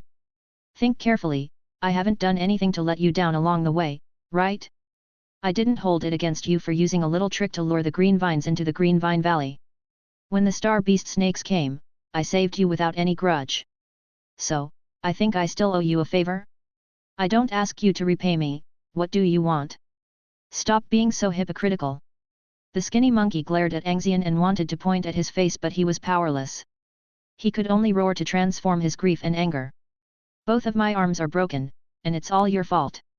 You are so powerful, why didn't you save me? If you had killed the little snake in advance, how could I become a cripple? That's it. An Xian suppressed his doubts, his expression disappeared, and he said calmly, I am your father? Why should I save you? You obviously have the ability to save me. Oh, so what? An Xian pulled out Hongji and put the tip of the knife against the skinny monkey's throat. I'm already generous of you for not caring about you leading the green vine to harm me, but you still expect me to save you?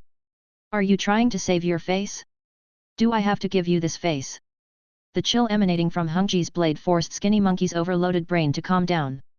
When he really faced death, he found that he was not that brave. His body trembled slightly, and Hongji's sword pierced his skin, causing pain.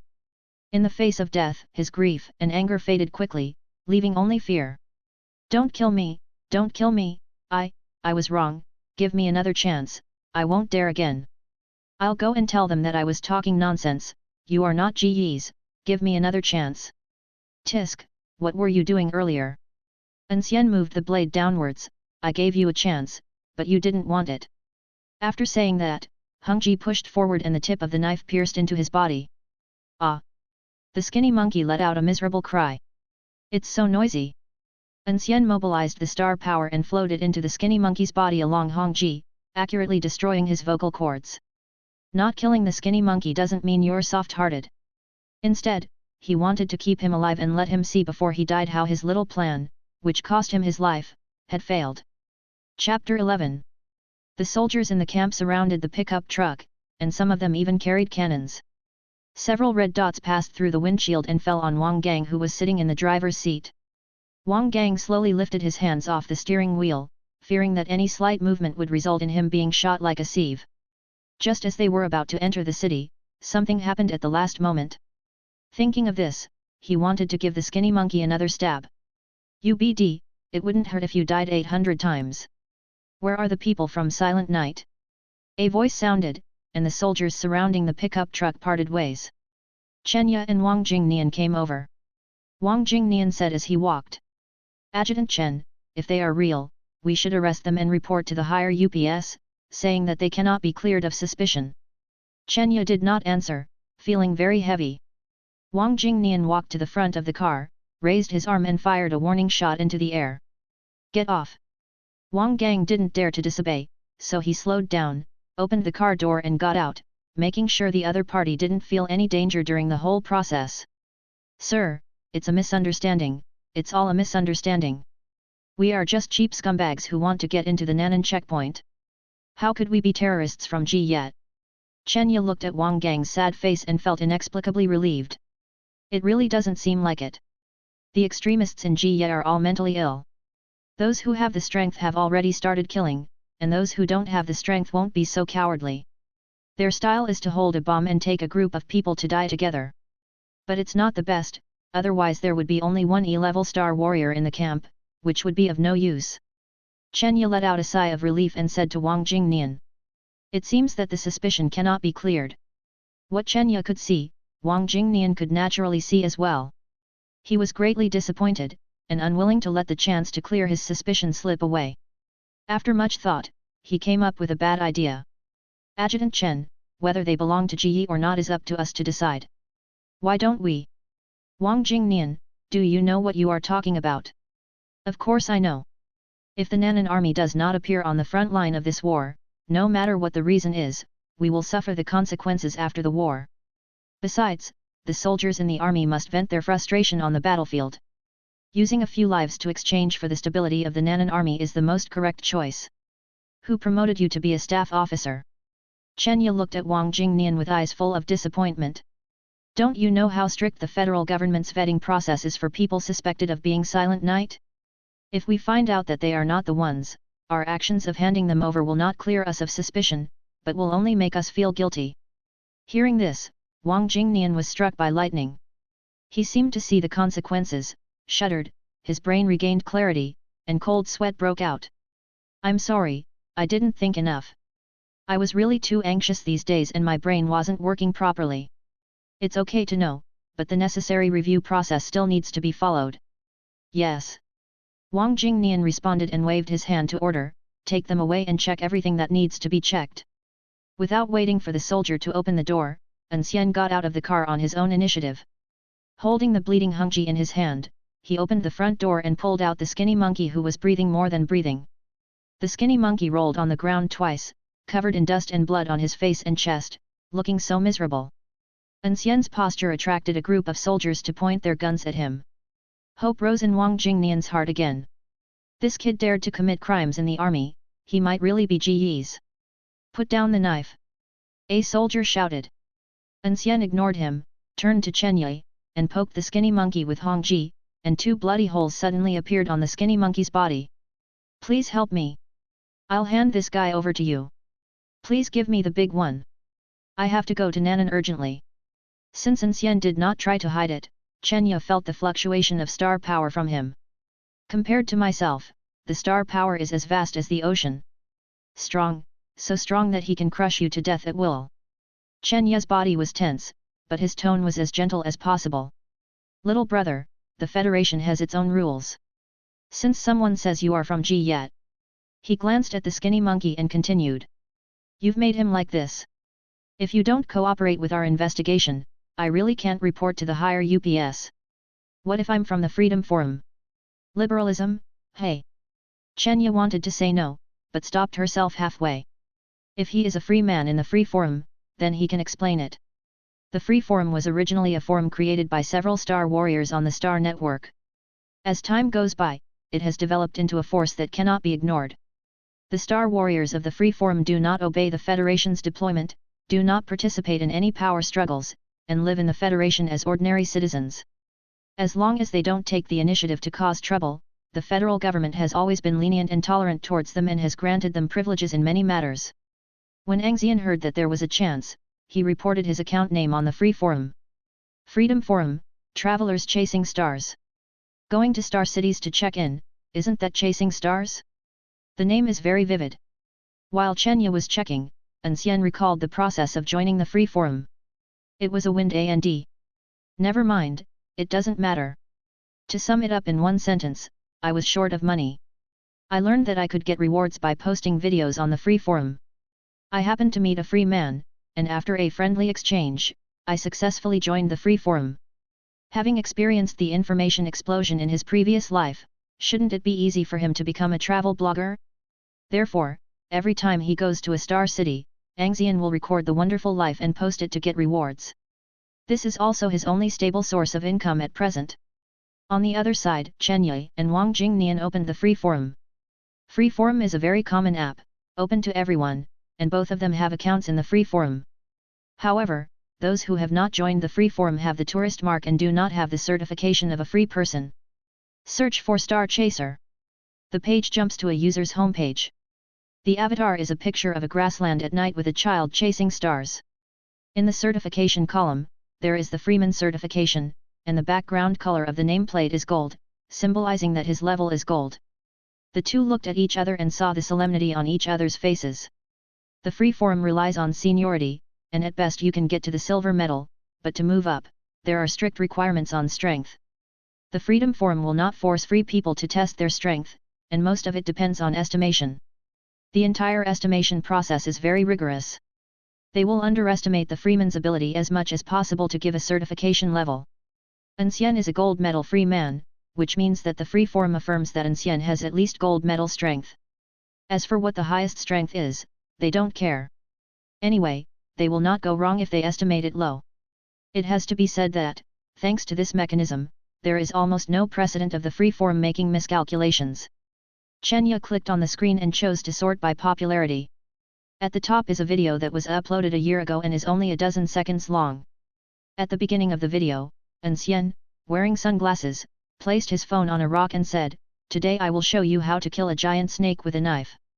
Then he turned around, took a step with a cane, and the leisurely figure in the camera shrank, recording the scene behind him. The image quality is not high, but you can clearly see that opposite An Xian is a giant snake star beast that looks like a small hill. Just when Chen Yi thought there would be a big fight, An Xian drew his sword and slashed, and a red light shot up into the sky.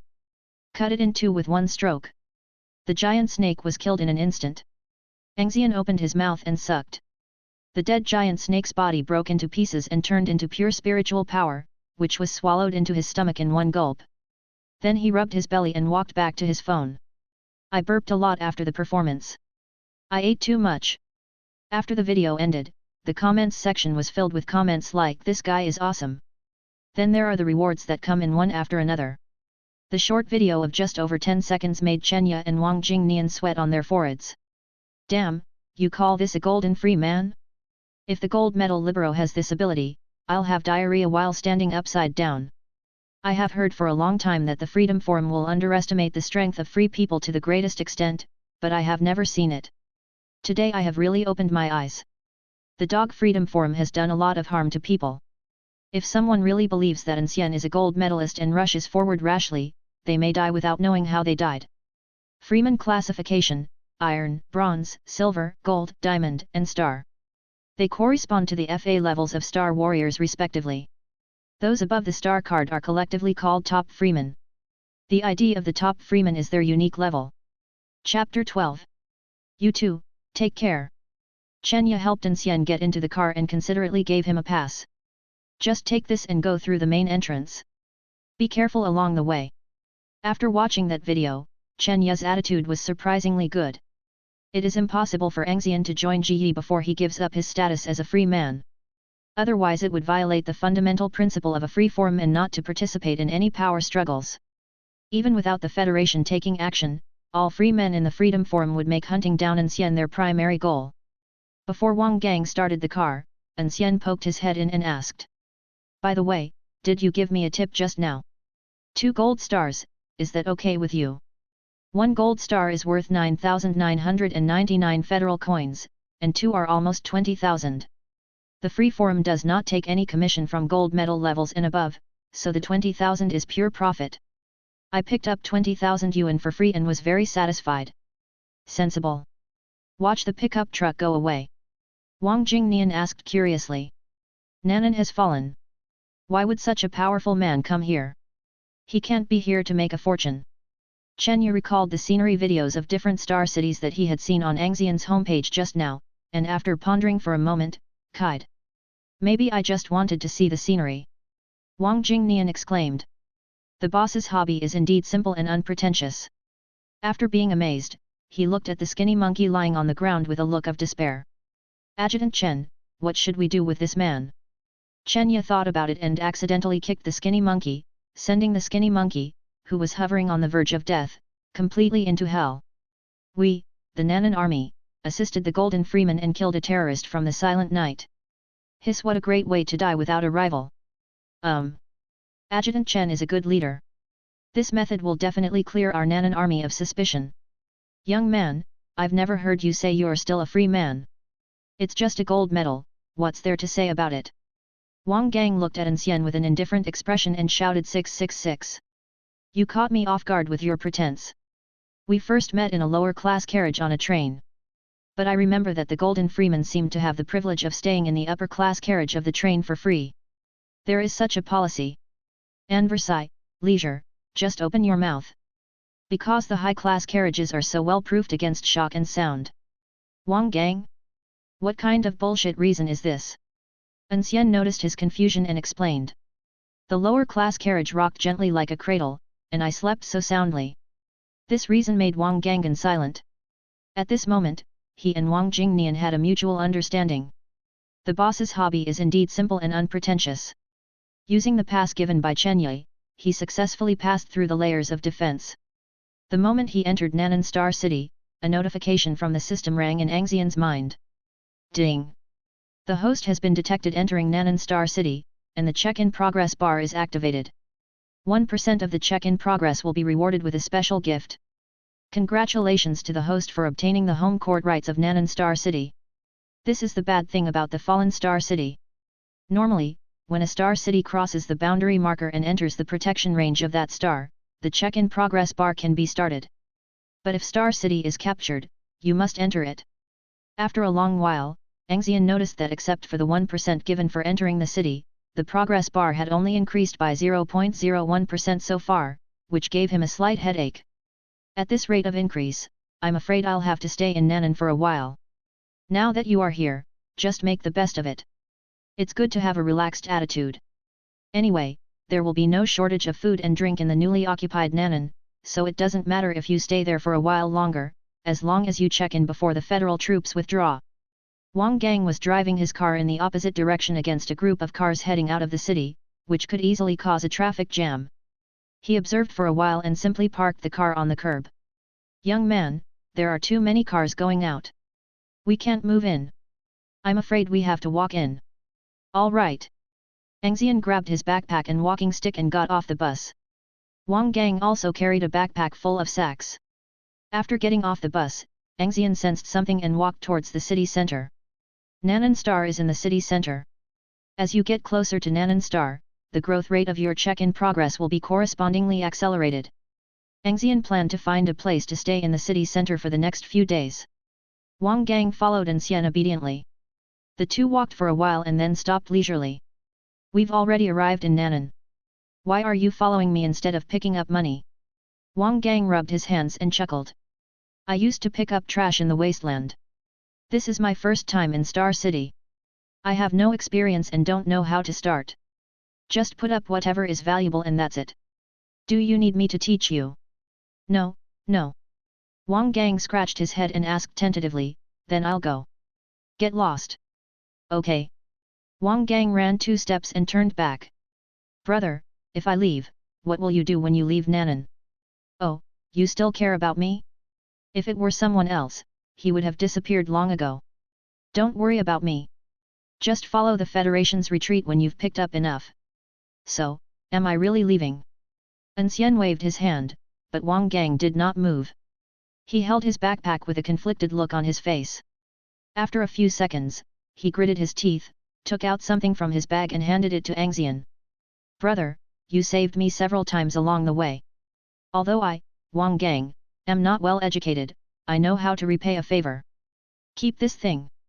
If you don't make it in time to catch up with the Federation's evacuation forces, it can help you a little."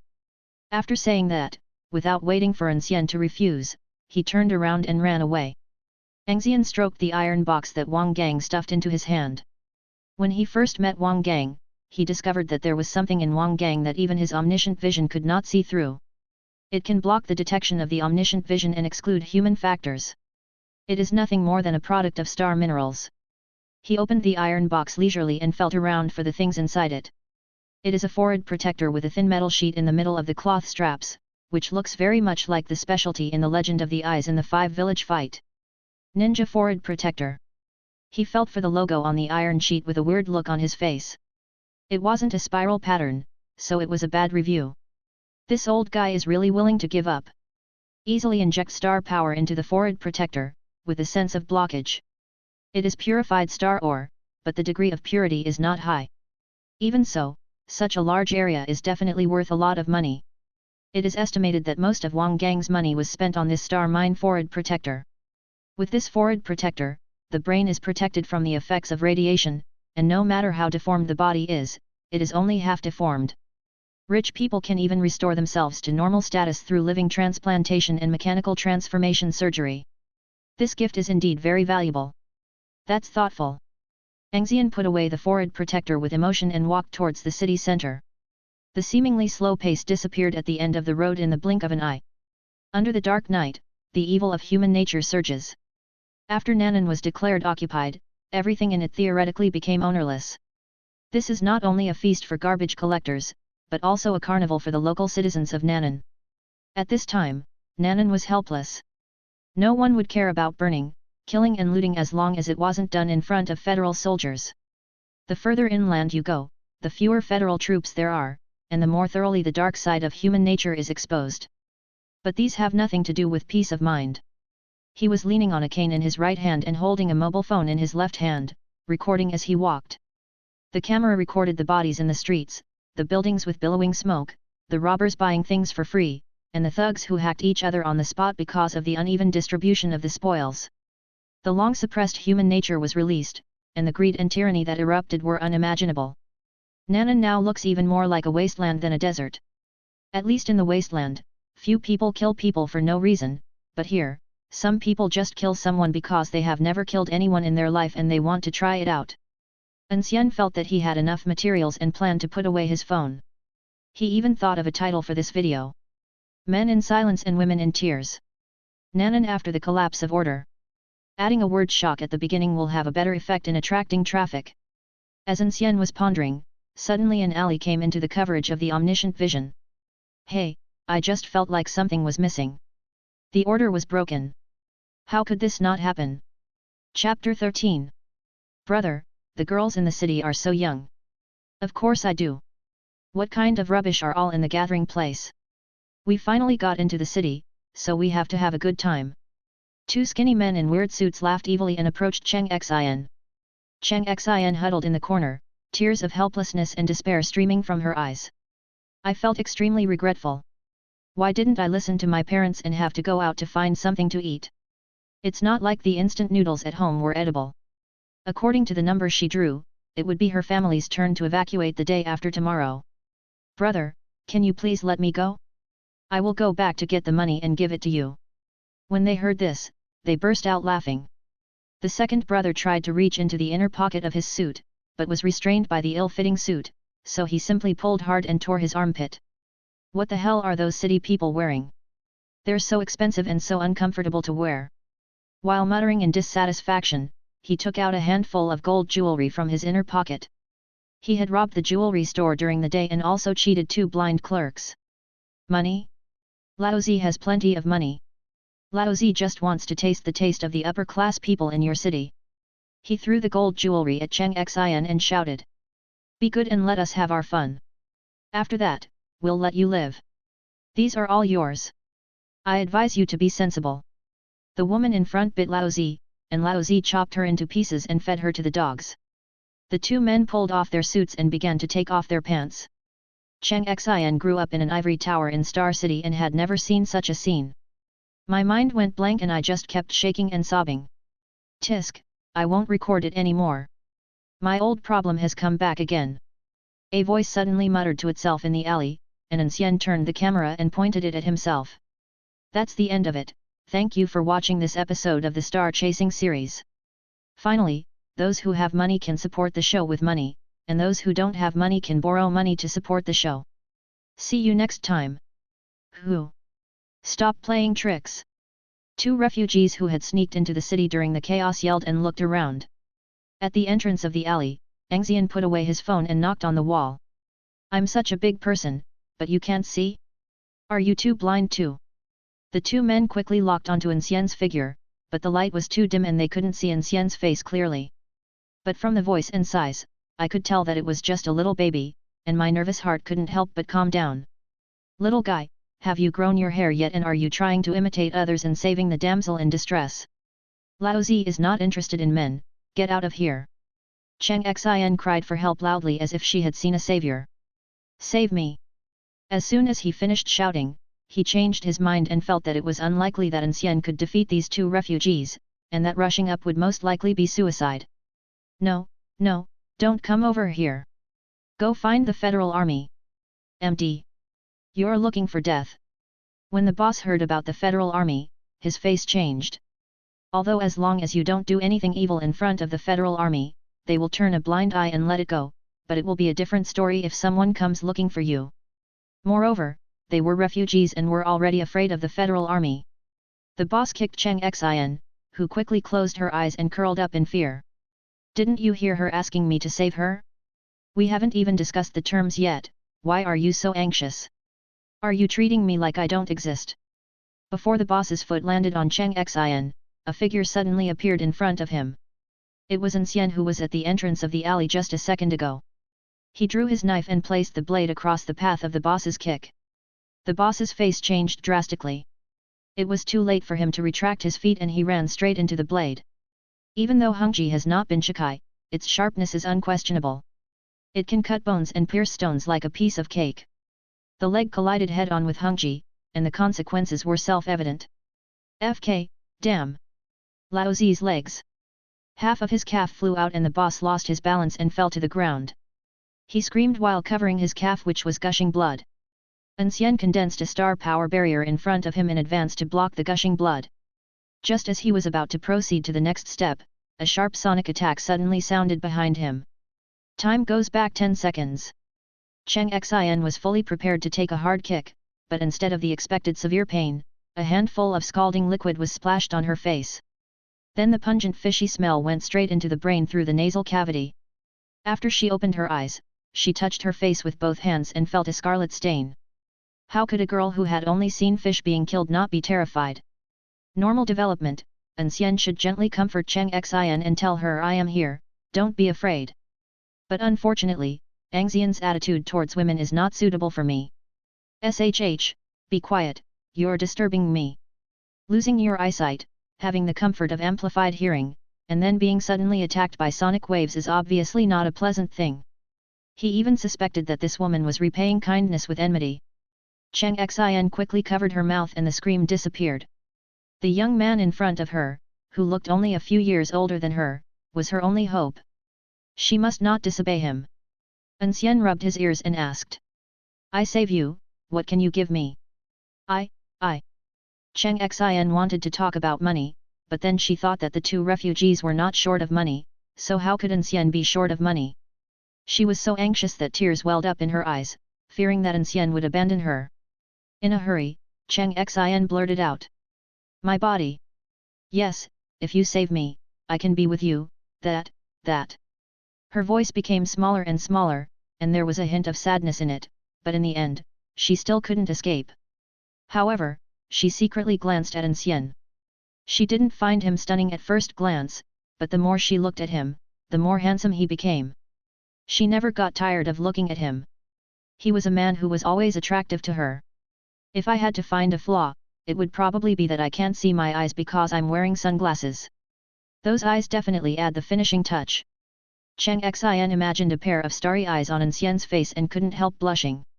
It's not impossible to be with him for the first time. Bah! An Xian, you have no shame. What are you thinking? An Xian hurriedly shook her head to dispel the bad thoughts. You were forced by the situation, but it's better than being attacked by two refugees, who will most likely lose their lives. Leisurely? What the hell are you thinking about? I saved your life, and you want my body? Stop talking nonsense. It will slow down my sword drawing speed. An Xian took out a biscuit from his bag and chewed it with a crunch. He was really hungry as he hadn't had a proper meal. Can you cook? An Xian nodded quickly. My mom can. My home is nearby and my mom is a great cook. Okay, I'll go to your house for dinner later. Hearing that An Xian only wanted a meal, An Xian began to doubt her own charm. Saying that the school belle is too arrogant, but her beauty is enough to attract a group of boys from other classes as soon as the get out of class is over, who hang around her classroom door in a pretentious manner. Am I, not as good as a meal? The other end. The boss, who had recovered from his shock, knew that if he didn't take the opportunity to get rid of this guy, the consequences would not be as simple as just breaking a leg. He suppressed the pain and winked at the second brother. The second brother nodded to indicate that he had received it. He pulled down the right sleeve of his suit and exposed his arm. There were patches of tiny scales on that arm, and a bulge at the elbow, but it wasn't completely protruding, like a tumor. The boss didn't have time to deal with the wound on his broken leg. He stood up with the help of the wall, stood on one leg, and pulled out a dagger. With his back to them, An Xian seemed not to notice and ate the cookies leisurely. Seeing this, the eldest and the second brother grinned grimly. After all, he is just a young kid. What good is it if he has some strength? He will still die in Lao Zi's hands. Superior. The two set off at the same time. The moment footsteps were heard in the alley, An Xian noticed something unusual, looked up, and her pupils suddenly shrank. Careful. Again. An Xian stuffed the remaining biscuits into his mouth, and his eardrums were trembling. Acute hearing has become a defect. How can this be justified?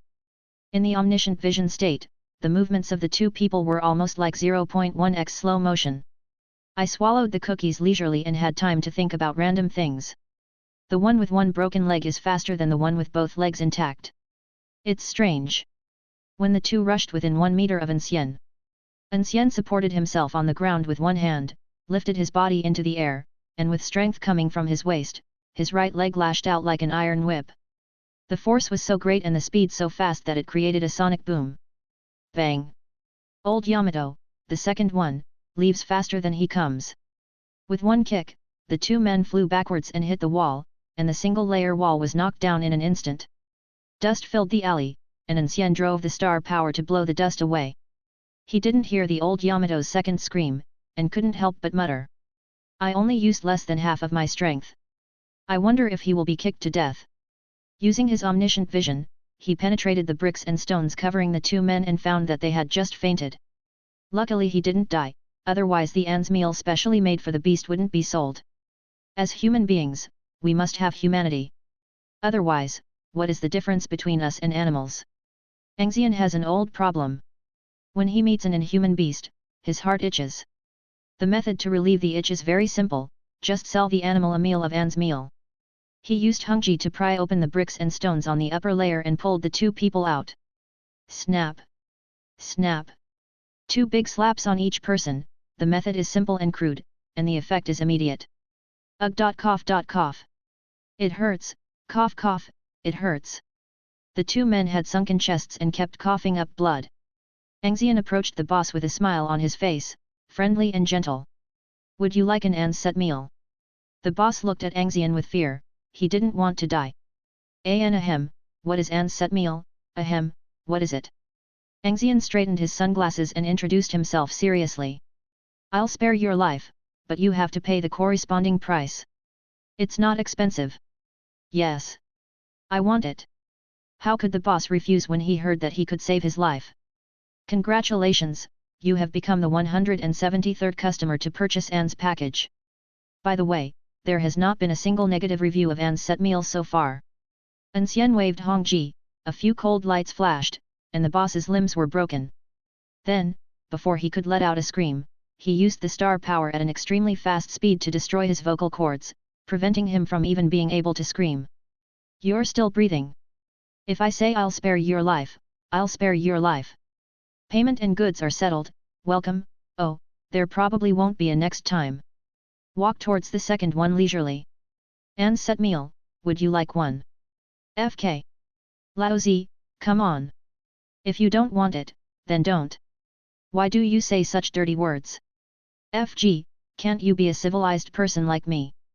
An Xian showed disgust on his face, and 2 seconds later, the sales of An's meal increased by 1. What? You said the second child didn't order the set meal? An Xian said that forced buying and selling is his specialty. The familiar process ended, and An Xian asked An Xian. Do you think I have the potential to be a doctor? Without any systematic training or professional equipment, I destroyed their vocal cords, but they didn't kill them. This is such precision, I'm definitely a medical genius. An Xian glanced at the 2 blood gourds that had no hands or feet and could only keep chrysalis without making a sound, and forced a smile and nodded. I don't know why I feel like I'm sending off a wolf and welcoming a tiger. Chapter 14. 3 o'clock in the morning. The Jinyang Garden community lost power 2 days ago. Unit 2, 302. A middle-aged couple sat in the living room, the dim candlelight reflecting the anxiety on their faces.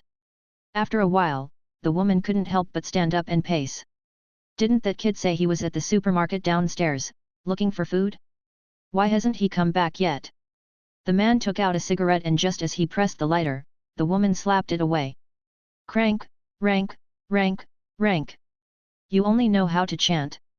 You're not at all anxious when Xingxin's gone. I, sigh. The man sighed with a sad face. That was his daughter.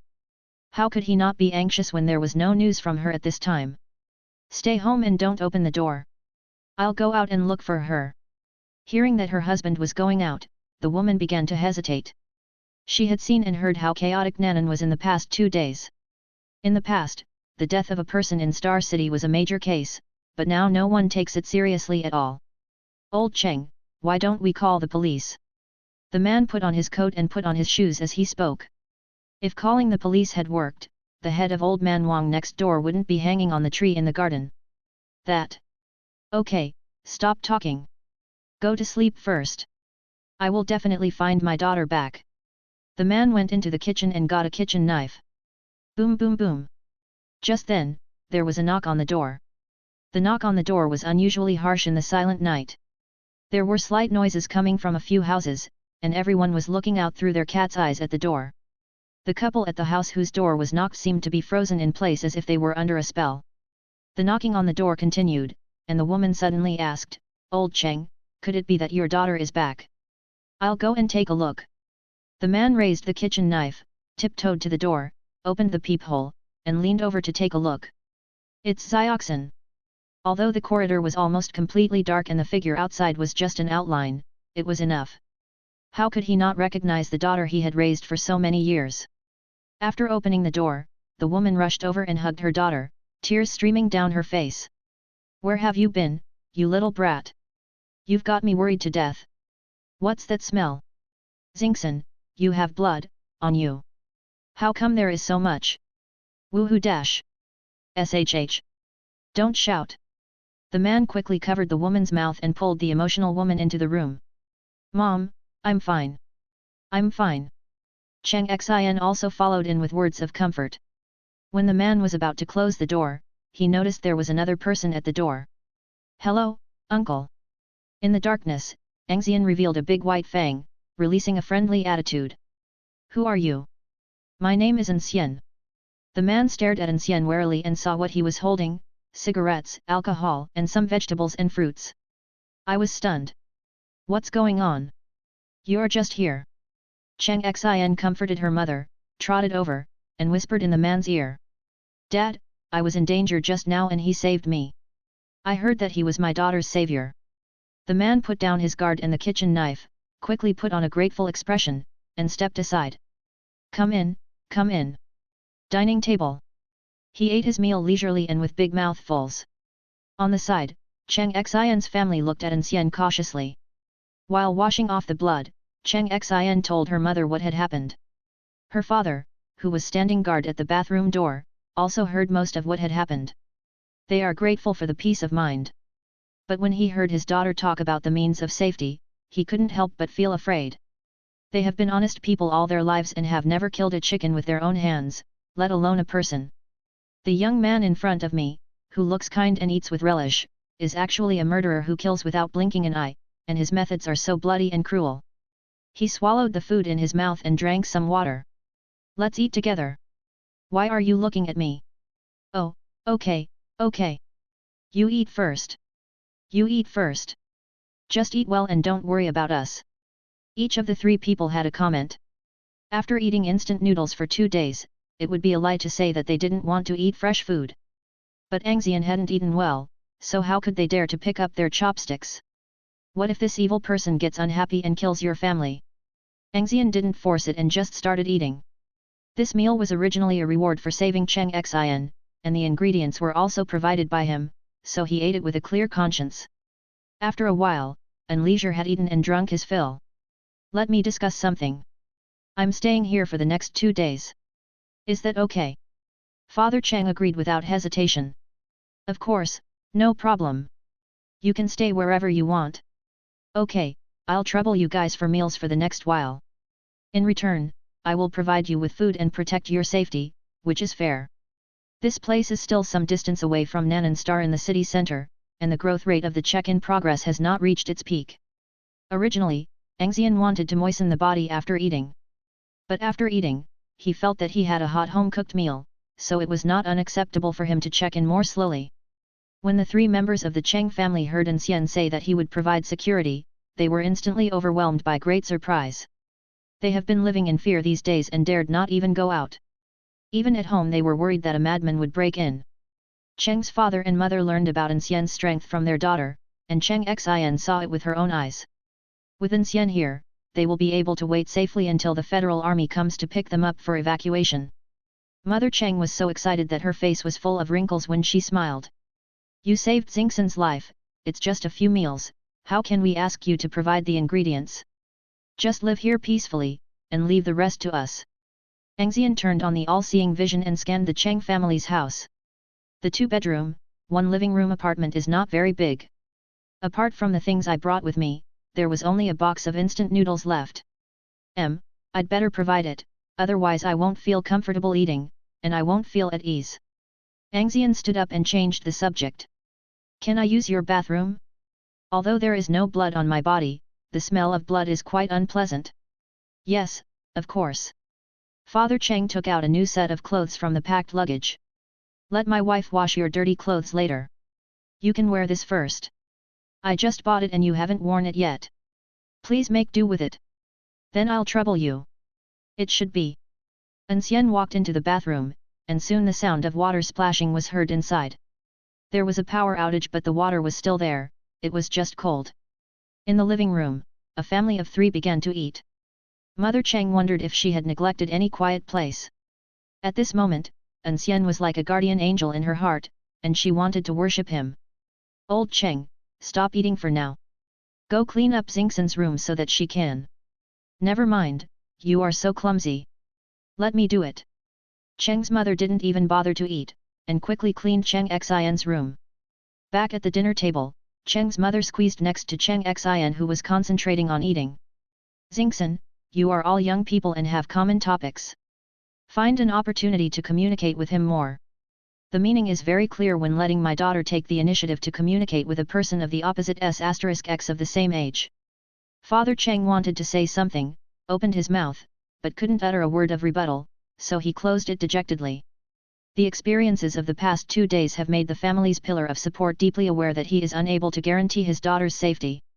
Cheng Xian was stunned for a moment, then called out Mom in embarrassment and anger. Mother Cheng said earnestly, Xiaoan is obviously a capable person, and he looks good even at a young age. Our family has no power or influence, and we don't know where we will be assigned after evacuating from Nan'an. By then, we won't even have a home. If you can have someone to rely on, your father and I will feel relieved, right? Cheng Xian stopped talking and casually ate the rice in the bowl. This year she was admitted to university. She is an adult now and has the ability to think independently. After getting over the embarrassment and anger, I analyzed the situation rationally and realized that my mother's suggestion was indeed an excellent choice. But when she thought of the 2 blood gourds, the excitement that had just arisen in her heart disappeared in an instant. I don't dare. Chapter 15. An old black car was wobbling along the street. An Xian held the steering wheel with a slightly unfamiliar look. The omniscient vision range of 200 meters is enough to support him driving at a snail's pace. Cheng, what's that? Oh, yes, Cheng Xian. An Xian asked curiously. Aren't you cold? There was a drizzle in the gloomy sky. He felt a little cold, and then looked at Cheng Xian, who was wearing a belly-bearing tank top and denim shorts, exposing the white waist and 2 long white legs to the air. An Xian used his omniscient vision to take a special look and confirmed that she was not wearing any leg-revealing artifact, she was just naked. No. Not cold. Cheng Xian steadied her trembling teeth and hugged her arms tighter. An Xian was silent for a while, then made the number 6 with one hand. There are scattered pedestrians on both sides of the road. They carried sacks and held knives as they walked through the shops. Noticing the slow-moving black car, some people stopped to look for a while, then turned and left. It's simple. The car doesn't look worth much. If you chase after it, it might be that the other car has driven away with his foot on the accelerator, leaving you empty-handed. It's better to go to 2 more shops instead of chasing after it. An Xian seemed to be driving aimlessly, but Cheng Xian was extremely conflicted. After a long talk with Cheng's mother all night, she mustered up the courage, and this outfit could prove it. But when he got up and saw An Xian, the courage he had finally mustered was gone again. After thinking for a long time, Cheng Xian felt that this was not going to work and he had to take the first step. Just as he was about to speak, the car stopped. An Xian picked up his cane and got off the car. His clothes were still wet from washing, and he was wearing a new suit that Cheng's father had given him. The suit size of a middle-aged man who has gained weight is 2 sizes larger for An Xian. He tucked his white shirt into his trousers and wore a loose coat without buttoning it up. Instead of looking out of place, it added a touch of ruffian quality.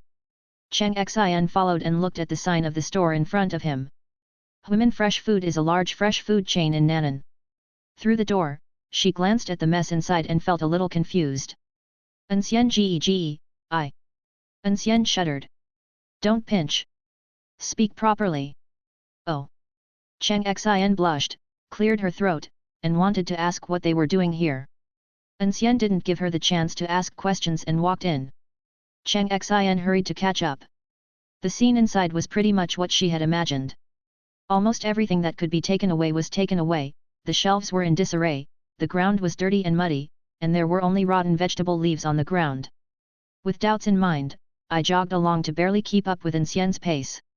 It felt so peaceful and familiar, as if I had returned home. I turned a corner, went downstairs, and did not stop for a second along the way, with a strong sense of purpose. 2 minutes later, An Xian stopped in front of an iron door. There were traces of knife and axe marks on the iron gate. It seemed that someone tried to break in but failed. Cold storage.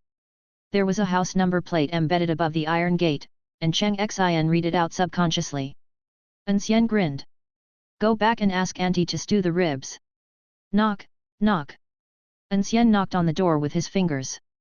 His slender fingers touched the heavy iron door. It seemed weak, but it made a sound like a hammer hitting the door. Boss, buy 2 pounds of pork ribs. Although the power was cut off in the cold storage inside the iron door, thanks to its structure, there was still some ice that had not melted. A young couple was wearing winter clothes and wrapped in a quilt to barely keep out the cold. Honey, there's someone else coming. Don't make any noise. If they find they can't open the door, they'll just leave. A knife tip protruded from the middle of the iron gate, leaving the man who was staring at the gate speechless. Under the dull gazes of the two men, the tip of the knife moved, cutting out a standard square as easily as cutting tofu. Then the tip of the knife disappeared, and the square was pushed until there was a dull sound of iron body hitting the ground. FK, the man blurted out. That's a knife? That's a laser, right? This iron gate is solid. It's solid, brother. He put away the knife and bent over the palm-sized hole he had just cut. Boss, give me 2 pounds of spare ribs. There are still many kind people here. They didn't charge me a penny for all the meat and vegetables, and even gave me a mink as a gift. He drove the car back with a sigh. The corners of An Xian's mouth twitched slightly. With your attitude of cutting a hole in the iron gate when you have a disagreement, how dare they not give it to you? He glanced in the rearview mirror at the large bags on the back seat and rubbed his sore shoulders under the mink fur. She moved all these out. Although I earned a mink. She had seen this mink fur when she was shopping in the mall with her mother. It was said to be a deformed species of fur. The 8 had several zeros after it, and it was more expensive than her house. I didn't expect that someone would give it to me like this. Life is really magical. I thought to myself and rubbed my cheek against it. It felt really warm to be wearing a set of clothes. There were no other vehicles on the road except for the occasional federal vehicle carrying evacuees. An Xian's speed increased a little, and he went back faster than he came out. 20 minutes later, the car stopped downstairs. An Xian called Cheng's father and mother, and they took 2 trips to get all the things upstairs. An Xian washed his hands with soap and said to the 3 people who were panting on the sofa. That's enough to last you till you leave. The 3 of them looked at several large bags filled with meat, eggs, vegetables and fruits. More than enough to eat until we leave. There's a power outage and no refrigerator, so I'm afraid it will go bad and I can't finish a whole bag. Mother Cheng looked at the ingredients, then looked at An Xian, and spoke hesitantly. Can I share some of these things with my neighbors? After saying that, he quickly added. Don't worry, it won't affect your meal at all. She stared at An Xian expectantly. This is an old residential area, and all the neighbors are familiar with each other, many of whom have very good relationships and deep friendships. Someone must have seen me moving the things up here. If I don't give them some, who knows what they might say behind my back. Besides, there is so much food that we can't finish it. Instead of letting it go bad, we might as well give it to them. Father Cheng winked at his wife, and An Xian pulled Mother Cheng's sleeve, but Mother Cheng ignored them. I think it's okay, but you have to save the ribs for me. I want to eat potatoes and ribs, and make some corn and ribs soup. An Xian dried his hands with a towel, took out his cell phone and turned on the video. Now we have the video material for one issue. I've even thought of a title, The Beginning of the Tragedy Was Caused by This. After obtaining consent, Cheng's mother smiled happily in front of the camera. I'm good at making spare ribs, don't worry. I'll definitely arrange it for you. An Xian had already spoken, what else could the Cheng father and daughter say? They could only let Cheng's mother happily pack the ingredients and give them to those old friends. After a while, Cheng's mother went out carrying bags. There was a knock on the door in the corridor. Sister Wang, look what I brought you. Xiaoshu, I won't forget you guys when I have food. Qiwa, let's see when you can learn to be as magnanimous as me. Last time you stole my position as the lead dancer, I didn't leave you out when I had food. I heard Cheng's mother's boasting coming from the corridor. An Xian, who was standing at the door recording the video, was very satisfied with the result. Good actors, they focused on authenticity. The father and daughter looked at each other and sighed. One is a veteran in the workplace, and the other was almost RD not long ago. The 4 words "human heart is evil" are deeply engraved in the minds of both of them. There's nothing wrong in helping friends, but showing off your wealth might bring disaster. Chapter 16. Gnawing on pork ribs and drinking soup, An Xian said that this little life is really comfortable. Mother Cheng was also enjoying the meal. When she thought of the grateful expressions on the faces of the sisters just now, she felt extremely elated. Looking at Cheng's father and Cheng Xian again, my mood is not so good anymore. The ribs in his mouth tasted bland. He kept looking at the door worriedly, fearing that someone would break in with a knife. At sunset, the clouds dispersed and the setting sun covered half the sky. The aroma of food wafted from the families that received gifts from Cheng's mother. Unit 1, 101.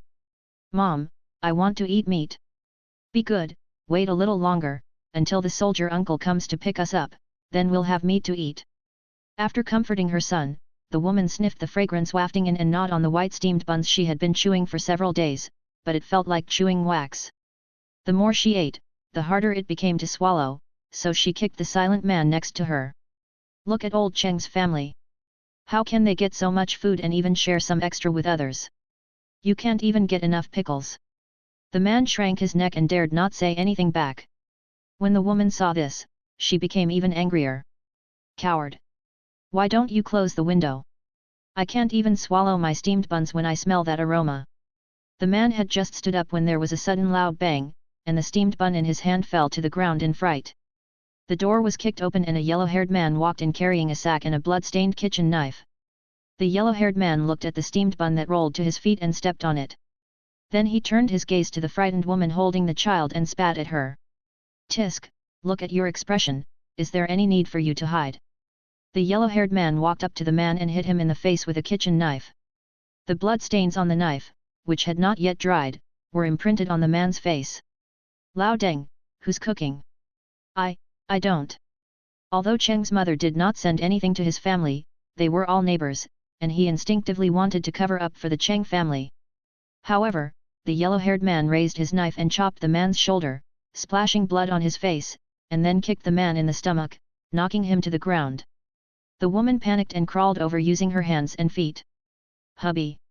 Husband, are you okay? Wow! Wow wow wow wow! The child was also crying at the top of his lungs, feeling helpless.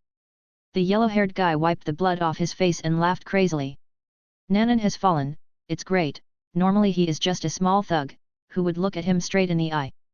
Now he has a knife, he will chop anyone he dislikes. He also robbed a sack of money. When the time comes to evacuate to another star city, he will be a superior person. Old Bidden, Lao Zi is giving you face and you don't want it, right? The yellow-haired man raised the kitchen knife and was about to move forward again. The woman said quickly, I know. I know. It's old Cheng's family. They have a lot of food, so much that they can share it with others. Say it now? It's too late. Her daughter is so beautiful, she looks like a star. Oh. Huang Mao's eyes lit up, really? True, truer than gold. The yellow-haired man smiled lewdly and his heart was moved. Lead the way. Later, Lao Zi will find out that you are the one who said that. Lao Zi will chop your son into pieces first, and then chop both of you together. Unit 2, 302. Open the video on your phone and aim it at the door in advance. The 3 members of the Cheng family cast curious glances, but their attention was soon diverted by a knock on the door. Boom boom. Mr. Cheng, open the door. The woman in Unit 1 shouted loudly, and all the fear she had along the way turned into resentment towards the Cheng family. It's all their fault. If they hadn't brought back so much food and cooked and eaten, how could there be any fragrance and Huang Mao wouldn't have been attracted? Open the door quickly. If you dare to eat good food, don't hide it. Bang bang bang. The knocking gradually turned into BG on the door. Mother Cheng was unhappy and dumbfounded. She looked at Cheng's father for help. Father Cheng lowered his head. What else could he do? Cheng's mother touched Cheng Xian again, and Cheng Xian gritted her teeth and asked An Xian for help. Brother An Xian, what should we do? An Xian was watching the fun and didn't mind the trouble. He took out the red jade pendant and handed it forward. Here, take it.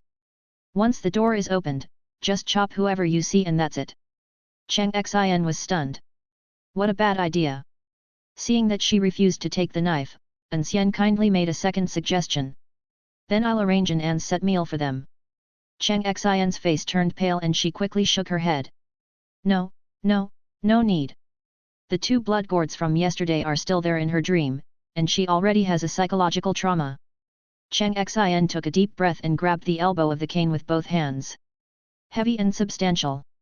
She walked slowly towards the door, her hand on the doorknob.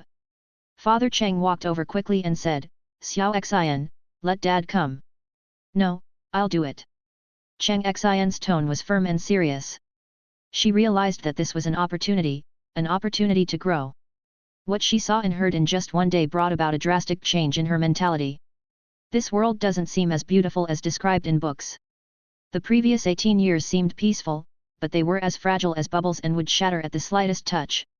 Now that this bubble has burst, should we escape reality, follow the federal army to evacuate to other star cities, and then indulge in another bubble? Cheng Xian asked herself seriously, and the answer she got was no. She wanted to try to face this real but cruel world. I looked back at An Xian and felt greatly reassured. With peace of mind and security in life, this is a great opportunity to step into the real world. Click. The door was opened. The woman who was BG on the door staggered and nearly fell. The yellow-haired man behind the woman drooled the moment he saw Cheng Xian. With this beauty and figure, she is definitely a goddess-level beauty. In the past, he would just squat on the curb and watch. When he thought about pressing her under him soon, the yellow-haired man couldn't wait to pull the woman who was blocking him aside. Get lost. Stop getting in the way. The woman crawled downstairs, but did not leave. She quietly poked her head out between the stairwells on the 2nd and 3rd floors, wanting to see what had happened to the Cheng family. That's what people are like. With his omniscient vision, An Xian could clearly see the ugly expression on the woman's face. However, when he saw that Cheng Xian's hand holding the knife was trembling slightly, but his expression was unusually firm, he was a little surprised. If we change the title of this issue to The Awakening of a Beautiful College Student, it will also attract some attention. Mr. An, will Xingxin be okay? Cheng's mother was worried. An Xian gnawed on another piece of pork ribs, and the bones in front of him were piled high. What could it be? Mother Cheng looked regretful. Am I wrong? It was wrong, but it wasn't the mistake of giving gifts to friends, it was the mistake of not knowing how to judge people. He sucked the meat off the bone and threw the bone away. The bone flew past Cheng's father and Cheng Xian, and when it passed by Huang Mao, it left a bloody mark on his face. Then he rushed straight to the door of the opposite house, smashed the peephole and embedded it on the door. Ouch! There was a faint sound of something heavy falling and a suppressed cry of pain coming from the opposite door. I remember that the first family you sent it to was them. It seems that your friends are not that good. They took the benefits, but when you ran into trouble, no one came out to help you. The yellow-haired man was holding a knife, not a gun. No one dared to come out. This is the end of what the neighbors have done. Mother Cheng looked depressed, without any sign of excitement at all. Well, I have something else to do. You guys eat, Sorry for disturbing you. The yellow-haired man covered the bloodstain on his cheek, his voice trembling slightly. He is cruel, but not stupid. A piece of bone not only broke the cat's eyes, but also broke the courage of Huang Mao. Hit a wall. Use a piece of bone, and you can smash it into the door from such a distance that you can't even get the knobs off. If it hits your body, it will definitely leave a bloody hole. All the beauties and delicious food disappeared in an instant. Huang Mao picked up the sack and wanted to run away. He was rich and would be a superior man in the future. He could find any beautiful woman he wanted. There was no need to throw his life away here. Chapter 17. What will happen to my materials if you leave? The yellow-haired man turned around and tried to leave, but suddenly he felt someone grabbing the back of his neck and his body was dragged into the room uncontrollably. Cheng Xian was close and could clearly see a faint phantom hand on the yellow-haired man's neck. She dared to guarantee that it was An Xian's palm. Star Warrior. Cheng Xian murmured with eyes wide open. To ordinary people, Star Warriors are almost synonymous with urban legends. I have only heard of him but never seen him. Before meeting An Xian, Cheng Xian's only contact with Star Warriors was in high school.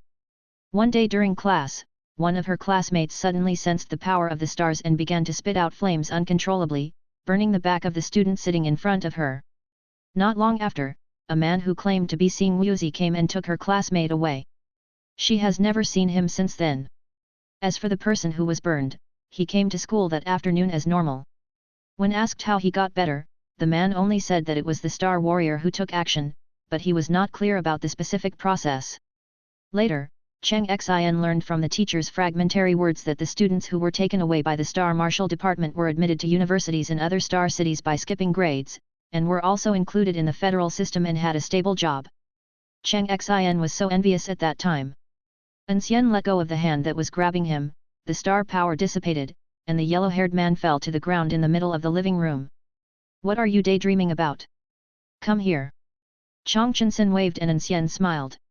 At this moment, he was like a bewitching demon from hell. Want to try what it feels like to kill someone? An Xian used his star power to cut off Huang Mao's vocal cords. I'm not asking you, shut up. The bloodlines on Huang Mao's body were of varying depths, obviously not from the same person. Killing this kind of person would make me feel at ease without any psychological burden. On the side, Mr. and Mrs. Cheng, who wanted to say something, quickly shut their mouths and dared not utter a sound. The two elders thought very much from the heart. Isn't it just asking your daughter to kill someone? Go ahead and kill her. As long as our family of three is safe. The bones of Cheng Xian's hands turned white as he grabbed Hong Ji's hands, and there was no confidence in his self-doubting tone. Can I? Believe in yourself, you can do it. The soft and gentle voice, accompanied by an omniscient vision, was comfortably sent into Cheng Xian's brain. The words "believe in yourself" stroked Cheng Xian's cerebral cortex, circling and magnifying in her mind. These are some trivial techniques for using mental power that were developed by An Xian. Although it is insignificant, when displayed with his strength, it has an effect no less than brainwashing on ordinary people. The awakening of the beautiful college student. What is awakening? Is it knowing that the world is not actually beautiful? Or is it realizing that people's hearts are evil? An Xian believes that the above 2 points are at most prerequisites. When your hands are stained with blood, it will seem ridiculous to see the peaceful and prosperous Star City. Only when we step out of the false Eden built by the Federation can we face the reality of the world, complete a complete change in mentality, and thus awaken. An Xian is happy to help a lost lamb face reality, and is also happy to let her become the protagonist of his video. Ding! Host, do you intend to become a missionary? If you choose this path, the system will give you a Bible for free. An Xian's charlatan smile froze and his face quickly turned dark. Suddenly, a picture emerged in my mind. I was wearing a white robe, holding a Bible in my left hand, gently stroking someone's head with my right hand, and chanting "May God bless you" softly. That's bullshit. An Xian made a disgusted sound, causing a fluctuation in his mental power, tearing the picture into pieces. There is no way I can be a charlatan in this life. I feel sick just thinking about it. However, Cheng Xian has been led onto the path of awakening by Hu, and there is no reason for him to give up halfway. An Xian felt that Cheng Xian had potential. It just so happened that he had some guesses about the so-called home court privileges that he received as a welcome gift from each star city. If she can do it, then it wouldn't be a bad idea to give her a chance to become a test subject. Time is ticking away. After An Xian ate 3 or 4 more pieces of ribs, Cheng Xian held Hong Ji high and whispered softly. Brother An Xian, I understand. Under the worried eyes of Cheng's father and mother, Cheng Xian resolutely cut it down. Huang Mao, who had already retreated to the corner, had no way to retreat and greeted Hong Ji's arrival in horror. Puff! The sound of a life passing away is both light and heavy. An Xian put up a star power barrier to prevent blood from splattering on the food. These ribs are very fragrant, don't waste them. Congratulations, you have taken this step bravely. You will find that your future life will be full of different scenery. An Xian clapped and praised. Cheng Xian's vision was filled with scarlet blood. She looked at the yellow hair that was cut in half, with its internal organs spilling all over the floor. Her brain froze and she became dazed. Mother Cheng's stomach churned, and she couldn't help turning around and bending over to vomit. Father Cheng wanted to comfort her, but as soon as he opened his mouth, the visual impact of the yellow-haired corpse immediately caused vomit to gush out of his throat. An Xian used his star power to block his sense of smell and muttered to himself in an attempt to cover up his mistakes. I'm blind, I can't see, and now I can't smell, so there's no body, it makes sense. My thoughts are clear and I feel happier and relaxed. As a nomadic man, he has no need for a car or a house, and as a man he is not interested in luxury items. Food is one of his few hobbies, especially the spare ribs that can be eaten in one bite, which are amazing. In the stairwell, the woman who led Huang Mao up didn't hear any noise from the Cheng family, so she plucked up her courage and walked up quietly. Cheng Xian, who was shaking as she held the knife, the Cheng couple who were vomiting and supporting each other, An Xian who was happily gnawing on spare ribs, and the two halves of Huang. Huang Mao was broken into two halves.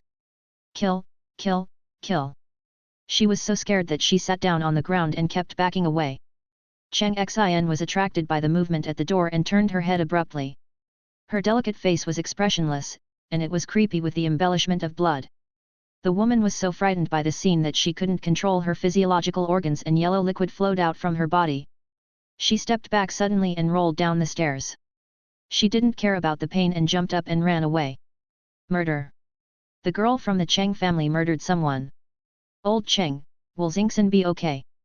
At the bathroom door, Cheng's father and mother listened to the sound of the shower, their faces full of worry. It's been an hour and a half. The living room was tidy and even the smell of blood was suppressed by the perfume. Yellow hair. Ugh. Don't talk about yellow hair. Cheng's mother felt physically uncomfortable and slapped Cheng's father. Don't worry, this is what happens when you kill someone for the first time. You will understand later. The comfort brought by peace and tranquility. Unfortunately, seeing Cheng's father and mother's forced smiles, the comforting effect was not very good. An Xian shrugged and knocked on the door with his cane. After you finish washing, come out with me. Good. There was a response from inside and the sound of water disappeared. After a while, the bathroom door opened and Cheng Xian, whose face was as pale as paper, came out wiping her wet hair. Meeting her parents' worried gazes, she forced a smile. I'm fine.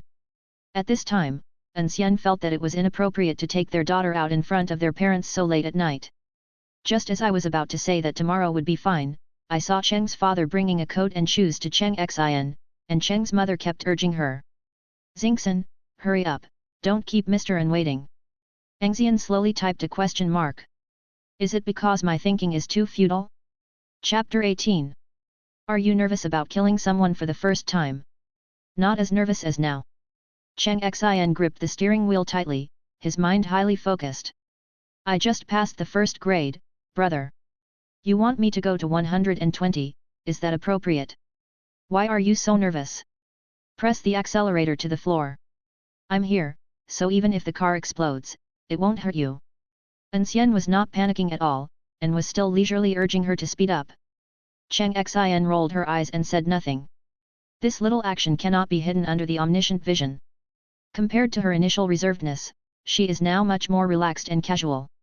An Xian nodded secretly, highly affirming her psychological endurance and the speed with which she adjusted her mentality. If a group of people were thrown into a wasteland, An Xian believed that Cheng Xian would be the favorite to survive to the end. Killing is indeed one of the best ways to promote human transformation. The arrival of night also marks the beginning of the carnival. Cars whizzed down the streets, their cold white headlights dispelling the darkness. According to a rough estimate by An Xian, there were more than 20 murders taking place in the section he passed by alone. He said in a joking tone, how about I take you to see some blood again? Real. Cheng Xian quickly turned her head to look at An Xian, licked her lower lip with her pink tongue, and her bright eyes glowed with excitement. I was so excited that I didn't pay attention. The car body shook violently. If I hadn't corrected the direction at the last moment, I would have hit the electric pole. Brother An Xian, are we going to kill someone? Now it was An Xian's turn to stop talking. No, I was just joking, did you take it seriously? The omniscient vision state magnified Cheng Xian's facial features, revealing the micro-expressions on her face and every subtle emotion. Then, using my half-baked knowledge of psychology to analyze the situation, I finally concluded that Cheng Xian's expectations were true. Oh no, this girl doesn't have a bloodthirsty nature, does she? Just do something and create a female killer? Well, let's talk about business first, and we'll talk about the rest later. An Xian changed the subject abruptly. An Xian snorted, but An Xian pretended not to hear and continued talking to herself.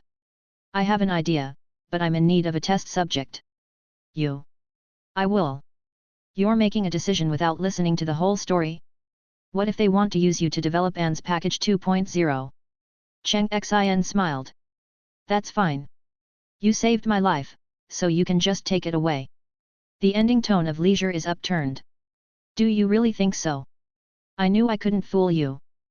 An Xian blinked her watery eyes and confessed quickly, without any intention of hiding anything. Given Nanan's current situation, if your experiment is dangerous, you can just capture anyone. There is no need to use me as a test subject.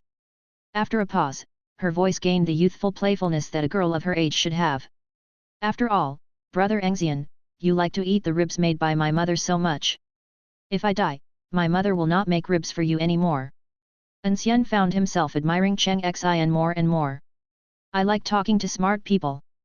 Nanan Square, the core of Nanan Star City. In the center of the square, there is a semicircular object shaped like an inverted bowl. It is the foundation of Nanan Star City, Nanan Star. Most of Nanan Star is buried deep underground, and the only exposed top is hundreds of meters in diameter. At this time, there were two figures at the top of Nanan Star, more than 10 meters above the ground. An Xian took a deep breath. The concentration of star power here was much higher than that in the surrounding areas. An Xian knelt aside, afraid that she might fall accidentally. After arriving at Nanan Square, we were caught by the police as soon as we got off the car. Several of them jumped onto it. It was so scary. Brother An Xian, what are we doing here? Do you also want to knock off a piece of Nanan Star and take it away? An Xian's face darkened, and his omniscient vision swept around him. There were quite a few people below, holding shovels, hammers and various tools, hammering and hitting Nanan Star in an attempt to get a piece off. Normally, there are soldiers stationed on Nanan Star and no one dares to do this, but it is different now. Buried deep beneath the star ore produced by the blessing of the star is worth a gram of gold. If you could get a piece of the star's body off and sell it, you would definitely make a fortune. However, even with An Xian's strength, they were unable to cause any damage to the star. It was simply a dream for these people to expect to knock off a piece with a shovel. You can verify your ideas by staying at ease down there and contacting Nanan Star. The reason I came up here was purely because I was worried that stupidity would be contagious. Unexpectedly, after coming up, An Xian was still infected. Where is your cleverness? Didn't your teacher tell you in school that stars cannot be damaged? An Xian stuck out her tongue and argued in a low voice. I saw you coming up and thought it was easier to hit the top. Shut up, don't ask, don't move. Oh. The order was given to the third company, and An Xian responded honestly. Half squatting with palms close to Nanangxing. I don't know what material it is made of, as it feels cold to the touch. There was clearly no obstruction, yet there was not a speck of dust on the surface of the star. He felt the star power cheering and boiling, and he had a faint connection with Nanan Star. Faint, but there it is. Tongzi, the welcome gift from each star city, the Star City Home Field Authority, should have other uses, right? Host, please explore on your own. I've come this far, which means I'm 90% sure. Why are you still playing secrets with me? Host, please explore on your own. Your NT has won my approval again, so forget it. The star power of each star is slightly different, so for Star Warriors, there will be a difference between home and away. The first step An Xian needs to take is to expel the star power in his body that does not belong to Nanan Star. However, what he did not expect was that the simple release of star power would trigger a conspicuous phenomenon. Suddenly a strong wind blew up. Like a dam bursting, tremendous star power poured out. A crazy star power storm was sweeping across the sky. An Xian, who was in the eye of the storm, didn't think there was anything unusual. She looked up at the sky. In the dark night sky, there was a visible strong wind swirling. Because it was too condensed, the star power, which should have been colorless, emitted a madar-colored fluorescence. This scene made An Xian feel quite novel. As for the people below, facing the sudden strong wind, they were far less comfortable than An Xian. The wind gradually grew stronger and stronger, and they couldn't even stand. In desperation, they grabbed one another, trying to hold together to increase weight, but it was no use. It's just the difference between being blown up separately and being blown up together. The strong wind swept their bodies away, and the howling wind drowned out their cries for help. There were also unlucky guys who collided with shovels and hammers that were also blown up by the wind, and they started bleeding profusely in an instant. Some people even lost their lives in this star power storm. An Xian didn't notice this scene, and even if he did, he wouldn't stop. People always have to pay the price for their greed. Stars are the foundation of human beings' foothold in the wilderness, and are mankind's absolute faith and patron saint. The stars cannot be damaged, nor can they be humiliated. As a time traveler, An Xian doesn't have deep feelings about this. So when they saw them swinging hammers at Nanan Star out of greed, they just thought they were a bunch of idiots. But if extremists saw this scene, Nanan Square would probably have to change its name. For example, Nan's Slaughterhouse is a good name. Chapter 19. Nanan Star Shines. The commander-in-chief hosted a banquet, or rather, it was the place where Nanan Xingguisi was imprisoned. Guy Yang stood at the window, looking at the storm over Nanan Square. Someone ran over to ask. "Captain, are the star beasts invading the city?" Yang Guy looked solemn and shook his head. As the head of the Star Marshal Department and a B-rank star warrior, it was not difficult for him to see how the Star Force storm was formed.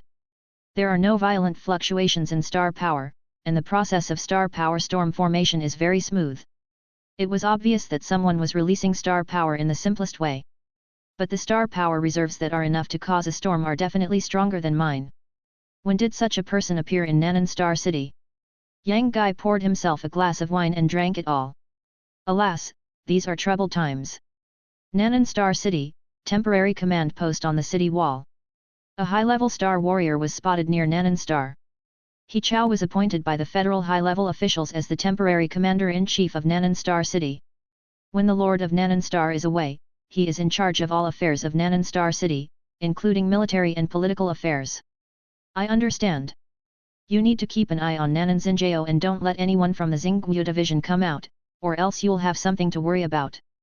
After hanging up the phone, He Chao ate melon seeds while looking through his address book. He found the target and dialed the number. Let's go check out Nanan Star. Someone down there has discovered there are star warriors there. It shouldn't be from the Xingguo division, but I hope so. If they stay in there quietly, I really have no reason to mess with them. The leader of the Nanan army? Oh, he probably ran away a long time ago. The blame for killing the Star Lord is on him, and he can't get rid of it. Okay, hurry up and go. Nanan Star City is the first pilot of the Federation's latest decision. The first shot is going to be misfired, think about the consequences yourself. After hanging up the phone again, He Chao called his adjutant. The supply of ammunition to the Nanan army has been stopped. Commander-in-Chief, you have deployed the Nanan army to the front line.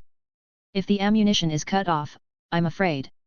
You don't understand what I said, or I didn't say it clearly enough. Yes. After the adjutant left, He Chao sneered to himself. The Federation does not need a disobedient army. An alley in Nanan Star City. A sturdy man was running wildly, carrying a man who was more than 2 times smaller than him on his back. When the star power storm rose, he just took a look and then increased his speed. Star Lord, you have to hold on. Otherwise, I will be doomed, and Nanan will be completely hopeless. Cough, cough cough. I have Nanan Star protecting me here, but cough cough cough. It's not that easy for me to cough cough cough. Blood foam kept spraying onto the side of the strong man's face, and the strong man suddenly panicked. Oh my god, please stop talking. The star power storm dissipated, and An Xian completed the release of star power. While releasing it, he did not forget to absorb star power from Nanan Star. Perhaps because it is close to Nanan Star, the speed of absorption is not slower than the release. The in and out movement of the star power in his body kept it full at all times. After the replacement of star power was completed, An Xian felt that his connection with Nanan Star was further deepened. His consciousness roamed freely among the stars, as if returning to the warmth of the mother's body, which made him feel inexplicably at peace. Although this feeling was good, the peace did not last long. He quickly broke free and moved on to the next step. Integrate into Nanan Star, and then, seek some of the power that belongs exclusively to the star. Safe guess, home field authority. The key is not the home field, but the authority. Different emphases have very different meanings. If the home field is regarded as a company, the other home field star warriors are employees of this company, and An Xian is just one of them. They also receive salaries but have no real say. After obtaining the authority, An Xian will become a shareholder.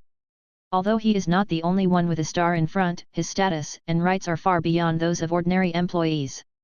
One of these points is what An Xian values and what he wants to verify.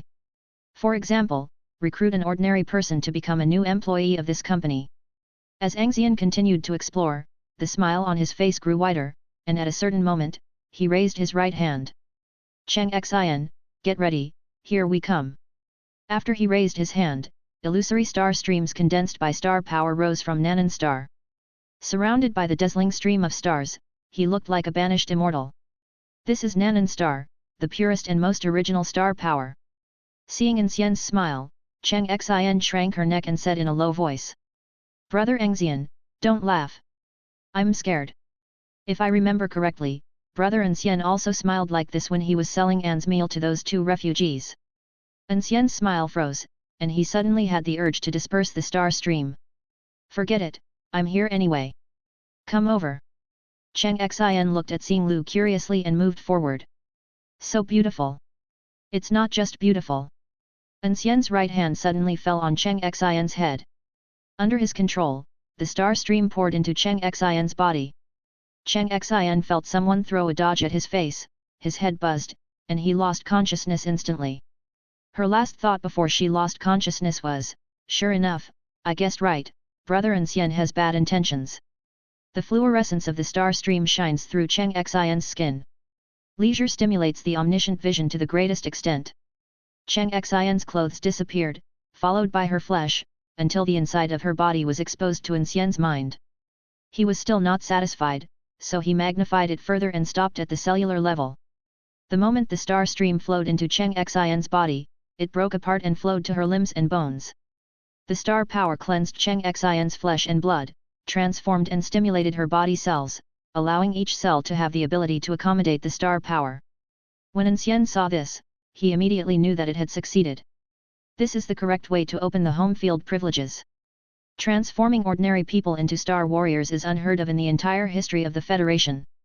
Someone once tried to have a group of star warriors take turns infusing star power into an ordinary person for a whole year. The result was that apart from making the ordinary person healthier, there was no change. From then on, people gave up the idea of creating artificial star warriors. The power to make a person a star warrior is an authority that belongs exclusively to the stars. And today, this authority has a new master. An Xian suddenly had the idea of killing An Xian. If this ability is exposed, there will probably be trouble in the future. After thinking for a while, An Xian gave up the idea.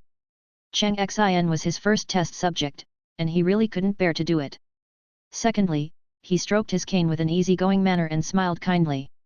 If there really are some blind people coming to his door, he is kind-hearted and doesn't mind sending them to see the scenery of the underworld. An Xian reduced the star power supply to the omniscient vision and stopped observing An Xian.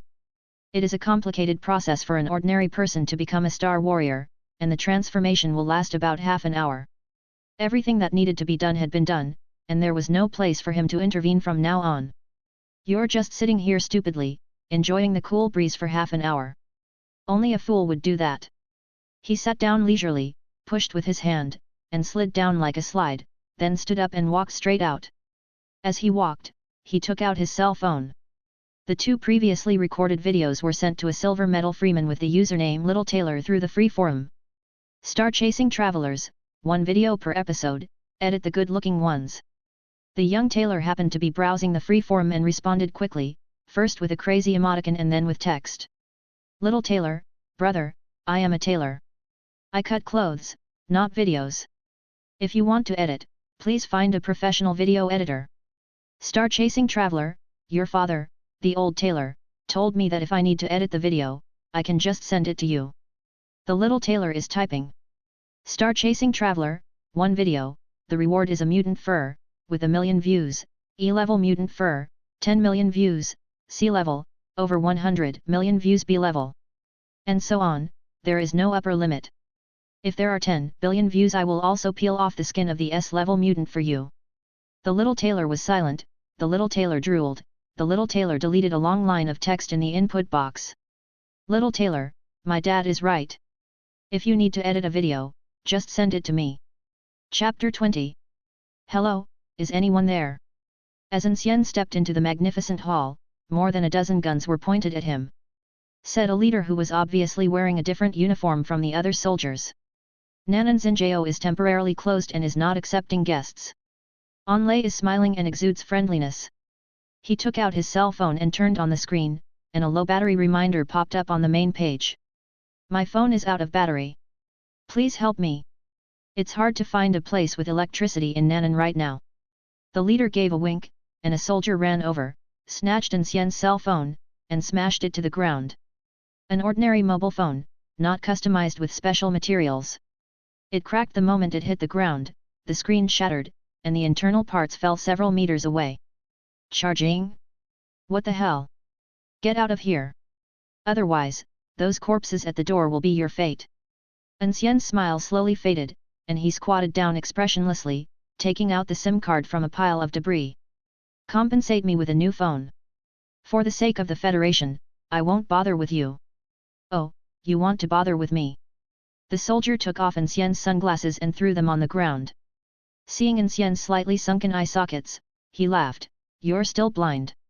Ugh. An Xian stretched out his hand to strangle his neck, and with a little force, his 5 fingers pierced his skin and tore off a large piece of flesh. The soldier fell to the ground, his head half hanging on his body, and the color in his eyes quickly lost. An Xian shook off the blood on his hands and frowned slightly. I have to change clothes again. You dare to kill someone? When the leader saw this scene, he was stunned at first, and it took him a long time to react. An Xian asked curiously, why don't you dare? Because they are from the Federal Army, they have been given a chance, but they look down on it. Not only does he look down on me, but he also takes advantage of me. How can An Xian tolerate him? Shoot! Kill him! The leader gave the order, and the soldiers who received the order pulled the trigger at the same time. Tongues of fire spurted out, and the bullets intertwined into a net, blocking all of An Xian's retreat routes. Wake up, Hongji! He held the cane upright with the tip pointing downward and spoke Shikai. The wooden staff shattered and was replaced by a Zanpakut named Benihime. Blood Cloud Shield. The star power poured into Hongji and was released from the tail end of Zanpakut, condensing into a blood-red light shield. Densely packed bullets fell on the blood mist shield, but without even a ripple, they were wiped out, leaving no trace of ashes. This made An Xian feel like he was using a sledgehammer to crack a nut. It seems that just using the star power to condense a shield is enough. There is no need for Hongji at all. The bullets were still pouring out, but the leader realized something was wrong. A star warrior, and a very strong one at that. Maybe he is the one who caused the storm on Nanan Star. His expression changed drastically and he immediately turned and ran towards the elevator. The people from Nanan Xingguo division are upstairs, let them shoot and kill this blind man. An Xian naturally noticed the leader's escape, but he didn't care. He came here just to charge his phone. His original intention was to see what was going on with the group of star warriors gathered here. After gaining some authority over Nanan Star, he discovered that as long as he was willing to investigate, he could vaguely sense the location of star warriors who had absorbed the star power of Nanan Star in the city of Nanan Star. There were a few scattered ones that he was not interested in, but in Nanan Xinjiao, there were more than 100 of them gathered, and one of them was relatively strong, so he became interested. If the leader is not stupid, he should go to find that group of star warriors. You guys have been firing for quite some time, now it's my turn. Explode, Hongji! Countless arrows of light suddenly appeared on the surface of the blood shield and shot out along the trajectory of the bullet. Moment. The lobby on the first floor of Nanan Xinjiao was turned into a slaughterhouse. The screams were endless, the spurting blood dyed the walls red, and the blood on the ground formed a river, gathering into a pool and flowing out of the door. The leader happened to see the scene at the last moment before the elevator door closed. He was so shocked that his whole body went limp and he only managed to avoid falling down by leaning against the elevator. At the entrance of Nanan Xinjiao, several people came together, hoping to make a big fortune. This place is known as the gold spending den of Star City. Just grabbing a little bit would be enough to feed you for a lifetime. Brother, there is blood. Blood. The eldest brother looked carefully and found that he was still 10 meters away from the gate of An Xian. The blood flowing out had already reached his feet. He jumped backwards to avoid it. FK. There's so much blood, is there a pig being killed inside? One of the younger brothers mustered up his courage, jogged a few steps to the door, looked inside quietly, then quickly covered his mouth and ran back at the speed of light. Brother, it's people. There are dead people all over the floor. They are all federal soldiers. At critical moments, there is always someone smart enough to come online. If the federal soldiers are dead, then aren't we free to rob? De Kongming looked at the huge An Xian and his eyes turned into the shape of money. It is said that the lampshades inside are all made of gold. It's a great fortune. Bang! The eldest brother slapped him awake. Let's get rich. Someone has killed all the federal soldiers. If we go up there, we'll just be fed up. Bang bang bang! Open the door, Boss Yang, open the door. The leading officer knocked desperately on the door of the banquet hall. He did not lock the door from the outside, but unexpectedly, the door was blocked by the people inside. From the time he was ordered to guard the people of Xingguo Division until now, his desire to get the people inside out has reached its peak. Before, it was to accuse them of a crime, but now, it is to save my own life. Inside the door, everyone from the Xingguo Division toasted each other and watched the performance on the stage, and all the frustration they had felt in the past few days was swept away. Yang Gai was so happy that he drank 3 cups in a row. Boss, it would be bad if we just ignore him, right? What's wrong with that? Yang Gai added another table behind the hall door, blocking it even more tightly. We were imprisoned and never left the banquet hall. What does the incident outside have to do with us? But if he asks for help, we will be accused of not helping him. Gai Yang signaled to people to turn up the volume of the speakers to the maximum. Apart from the music, no other sound could be heard in the banquet hall. He used his star power to condense sound and poured it into the ears of the person who asked the question. What? Help? What help? I didn't hear you. 6. Yang Gai. You're done. I'm going to sue you. The leader couldn't open the door, so he started cursing and took out his cell phone to call He Chao. Then, as soon as the phone was unlocked, a hand reached out. Yours is more advanced than mine, and it's still fully charged. I took the phone and encountered a problem when restoring it to factory settings. What's the password? The leader showed signs of struggle, and An Xian increased his mental output. What's the password? This time, the struggle on the leader's face disappeared and he spoke stammeringly. 0426. After a while, the phone cleared all the data and looked brand new.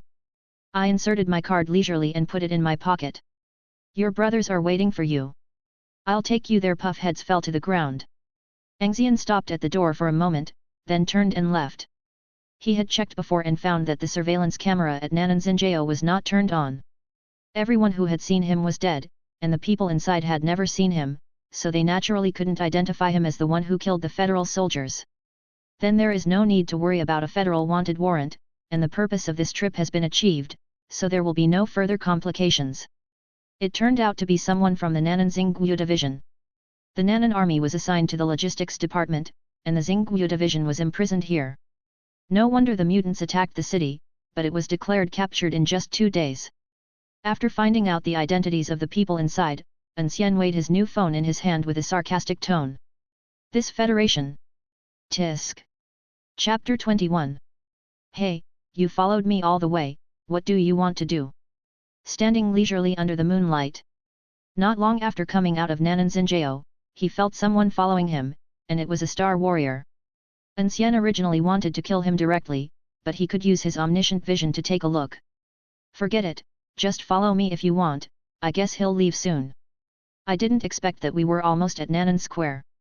It was quiet all around, I felt at ease and not anxious, I just waited quietly. After a while, a little pink-haired head popped out from the corner of the wall behind him. She powdered it thoroughly, not only her hair, but also her eyebrows and pupils were light pink. A very small little girl walked timidly in front of An Xian, her height not even reaching An Xian's waist. She was wearing little sandals and a sleeveless dress, but it looked like it hadn't been washed for a long time and was dirty, but you could vaguely tell it was originally white. A cool breeze blew by, and the little girl shivered. An Xian took off his suit jacket and put it on her. Where are your parents? The little girl clutched the corner of her suit jacket without answering, her big eyes blinking, a stupid hair standing up in her messy hair, trembling. I feel at ease now, I guess it's gone. He pointed in the direction of An Xian. Don't follow me. Go over there. There's a big building with the lights on. Take the elevator to the 88th floor and find the group of people inside. They will arrange everything for you. I think the people who come to An Xian division will be happy to rescue a little star warrior. The little girl didn't say anything, but walked leisurely. She continued to follow, changing from hiding before to being open and above board now. An Xian was helpless. He was not yet so cruel as to kill a child.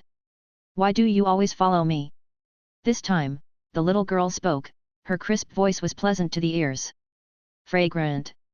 Fragrant. The little girl sniffed and felt the fluctuation of star power comfortably. You smell so good. An Xian lowered his head and sniffed, but apart from the faint smell of blood, he didn't smell anything else. He thought about it for a moment and came up with a guess. The fluctuation of star power just now was probably the little girl's ability. At this time, the little girl said, "Good man, it smells good." An Xian's mouth twitched. He didn't expect that the first nice guy card he received in his life was given by a little girl. Am I also a good person? He thought of the people he had just killed in An Xian, and the bloodline in the cracks of his fingernails had not been washed clean. Big brother, you are a good man. The little girl nodded firmly, she trusted her sense of smell. It is thanks to her sense of smell that she has been able to survive alone until now. Otherwise, with her appearance that is more delicate than a doll, there will always be beasts who have evil thoughts about her. An Xian chuckled. Even if you say I smell good, you can't follow me and go to the place I said to play with those uncles. They must smell better. The little girl's eyes darkened and tears welled up in her eyes, but she already knew that tears were useless. She thought to herself that she must be useless, so her elder brother didn't let her follow him. The little girl used her star power instinctively, thinking of something in her mind, and twitched her nose like a puppy. Then she ran quickly in one direction. An Xian thought she had gone to look for someone from Xingyu division. Unexpectedly, after walking for a while, the little girl came back pushing a wheelchair. Hoo, she panted softly and pushed the wheelchair in front of An Xian. Brother, sit down. An Xian fell into deep thought. Are you pushing a wheelchair here because you see I'm holding a cane? I am blind, but I am not lame. I don't need a wheelchair. Hearing this, the little girl stood there at a loss. Finally, she couldn't control her tears and started to fall. A few days ago, she woke up in her bed and remembered nothing. Relying on his innate abilities, he managed to find food and avoid all dangers in the occupied and chaotic Nanan and survived to this day. But after a few days, the sense of crisis that Nanan City brought to her became stronger and stronger. In her eyes, Nanan had become a ferocious beast with a bloody mouth. She knew that if she continued to stay in Nanan, she would die. If she wants to live, she must leave Nanan with others. However, the smell that one smells from both the Federal Army and passers-by is not good. Following them will not end well. Until An Xian appeared, the fragrance could be smelled from a long distance away. She lied to An Xian. The fragrance she smelled did not mean that An Xian was a good person, but it meant that if she followed An Xian, she would have a good future. But the only person she met who gave her the courage to stand up and follow didn't want her. Just then, the little girl felt the wheelchair she was holding move. If you can push me to Nanan Square, I will agree to let you follow me first. An Xian sat in the wheelchair. He didn't look fat, but because of the star power body training, his weight was not light. The little girl smiled happily, wiped away her tears, and pushed the wheelchair with great effort. There is an uphill slope not far ahead. She used her body to support the wheelchair and moved up little by little. The thin body was completely hidden by the wheelchair, with only a single hair sticking out and swaying in the wind. She pushed the car up the gentle slope of more than 10 meters for more than 10 minutes. An Xian did not say anything to dissuade him, nor did he offer any help secretly. Everyone has the right to fight for the opportunity to live. However, some people have the opportunity to fight for it, while some people don't even have this opportunity. An Xian gave the little girl a chance, and she was confident that she could survive by following herself. As for whether the little girl can grasp it, that is none of his business. This is not cold-bloodedness, but respect. He hoped that the little girl would think back to this day and say proudly that the opportunity was earned by herself, not given to her by charity. The next short distance of 200 or 300 meters, which was only a few minutes' walk, took the little girl half an hour to push the cart. When the wheelchair arrived at Nanan Square, she suddenly became weak. "We're here, brother, we're here." After murmuring a few words, the little girl lost consciousness. Before she fell to the ground, An Xian stepped forward and supported her. Feeling the light weight in his hands, he placed her in the wheelchair leisurely. "I really pushed it." The tone is ambiguous, like sighing or admiration. An Xian placed the cane horizontally on the wheelchair and pushed it forward, and the two switched roles. The top of Nanan Star enters the range of omniscience. But An Xian was not at the top and found any trace of An Xian. According to his calculations, the transformation had been completed long ago. Could it be that he woke up and didn't see me, so he went back by himself? An Xian muttered to himself, picked up his walking stick and quickly flew to the top of Nanan Star. An Xian was not there, but there were two more people upstairs. A strong man, a man of normal size. The latter seemed to be seriously injured. An Xian appeared on Nanan Star, and the strong man in charge of guarding immediately became alert and mobilized the star power. "He Chao's people." "He Chao? I don't know him." An Xian sensed that Nanan Xing's power was maintaining and slowly repairing the body of the seriously injured man. As far as he knew, there was only one person in each star city who could enjoy such treatment. "Oh, no, if I include myself in the equation, there should be two of them." "Star Lord Nanan." It is a question, but the tone is extremely affirmative. The strong man suddenly felt murderous. The fact that the Star Lord was still alive must not be exposed. Chapter 22. Before the sturdy man could take action, the Star Lord spoke up to stop him. "Old Li, you are already old, don't be so angry." "Star Lord, if the man surnamed he knew that you were still alive, he would definitely cause trouble. Your injuries haven't healed yet, so you can't let anything happen to you." "Ahem, ahem." The Star Lord waved his hand, indicating that it didn't matter, and then said to An Xian, "Little brother, I am the Star Lord of Nanan, Song Yanwen." "Oh." An Xian responded, "It's none of my business. When you two came, did you see a girl up there?" She was about 18 years old and pretty. The two were surprised at An Xian's reaction, and then shook their heads. "No, there was no one here when we came." "All right." An Xian turned and left. Song Yanwen couldn't help but ask, "Aren't you surprised to know that I'm still alive?" Should I be surprised?" An Xian was confused, and no one told him that the Lord of Nanan Star was dead. It's okay." An Xian slid down the slide again, and when he reached the bottom, his brain started working. The strength of the person next to the Star Lord is also quite strong. He should be the leader of the Nanan army. These two people are like thieves. There is also the Star Martial Division leader who is trapped in Nanan Xinjiao. The three giants of a star city are all alive, and none of them is on the battlefield. Interesting. He stroked his cane and smiled with a hint of evil humor. "Then let me add fuel to the fire." An Xian pressed on Nanan Star with his backhand. At the same time, a stream of stars full of vitality rushed straight into Song Yanwen's body. Song Yanwen didn't know what was happening, but he could feel the vitality in the star stream. He couldn't help but feel ecstatic and guided this stream of stars to heal his injuries. The wounds that were fatal were recovering at a speed visible to the naked eye. When the work is done, he will leave, hiding his achievements and fame. After the injury is healed, will we have to fight with the current commander-in-chief next? An Xian made a not without malicious guess, walked to the wheelchair, tucked the little pink-haired boy under his arm, kicked the wheelchair over, and disappeared from the spot, leaving only a slowly dissipating after-image. "Adjutant Chen, we're running out of bullets." Amid the smoke, Wang Jingnian, who was clearly a civilian, was carrying a machine gun and firing. Beside him, Chen Ye held a sniper rifle, aimed calmly, then attached a layer of star power to the bullet and sniped the star beasts mixed in with the mutants. The recoil of the sniper rifle had already caused his shoulders to swell badly, but he continued to search for the enemy accurately without saying a word. "How long can you hold on?" Wang Jingnian took out a piece of paper with some scribbled words on it, which were the general situation of the statistics he had just compiled. "At this rate, it will take at most half an hour. Why don't you send someone to urge for supplies?" "No supplies, the supply is cut off." Wang Jingnian's eyes were red. The Nanan army was arranged two forward. As the first line of defense, the distance between it and the second line of defense was more than 1,000 meters. The second line of defense stopped suppressing fire, and the gap between the two lines was immediately occupied by an overwhelming number of mutants. This means that the Nanan army is surrounded by mutants in front and behind. Chenya fell into silence, firing bullet after bullet steadily. The Nanan army has few casualties now because of fire suppression. When the ammunition is used up, he looked at the mutants hundreds of meters away. Some were covered in scales, some had sharp claws, and some were huge in size. Without guns, ordinary humans would not stand a chance of winning against mutants. Break out and retreat. What? Wang Jingnian stared at Chenya in disbelief, and the machine gun stopped working. I said, break out and retreat.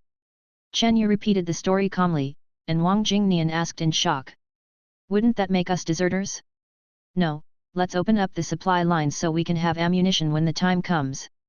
Wang Jingnian picked up the machine gun like a madman and was about to walk to the other end of the front line. Yes, open up the supply line, as long as we open it. Bang! Chenya punched Wang Jingnian in the face. Wang Jingnian was knocked to the ground and his face quickly swelled up. Chenya grabbed his collar, lifted him in front of him, and growled in a low voice. Don't be naive. The Nanan army has been abandoned, and we have been abandoned. Those bastards want us to die. Impossible! Wang Jingnian yelled, the Nanan army is the most elite force in Nanan Star City. How dare they? They don't dare. Adjutant Chen, please believe me, I am the staff officer, please believe me. It must be that the mutants behind are too powerful, so they couldn't resist. As long as we can open up the supply line, everything will be fine. Chenya let go of his hand and let Wang Jingnian fall to the ground. He understood Wang Jingnian. Being stabbed in the back by the Federation, to which he had been loyal all his life, the feeling of having his faith collapsed was not something that an ordinary person could endure.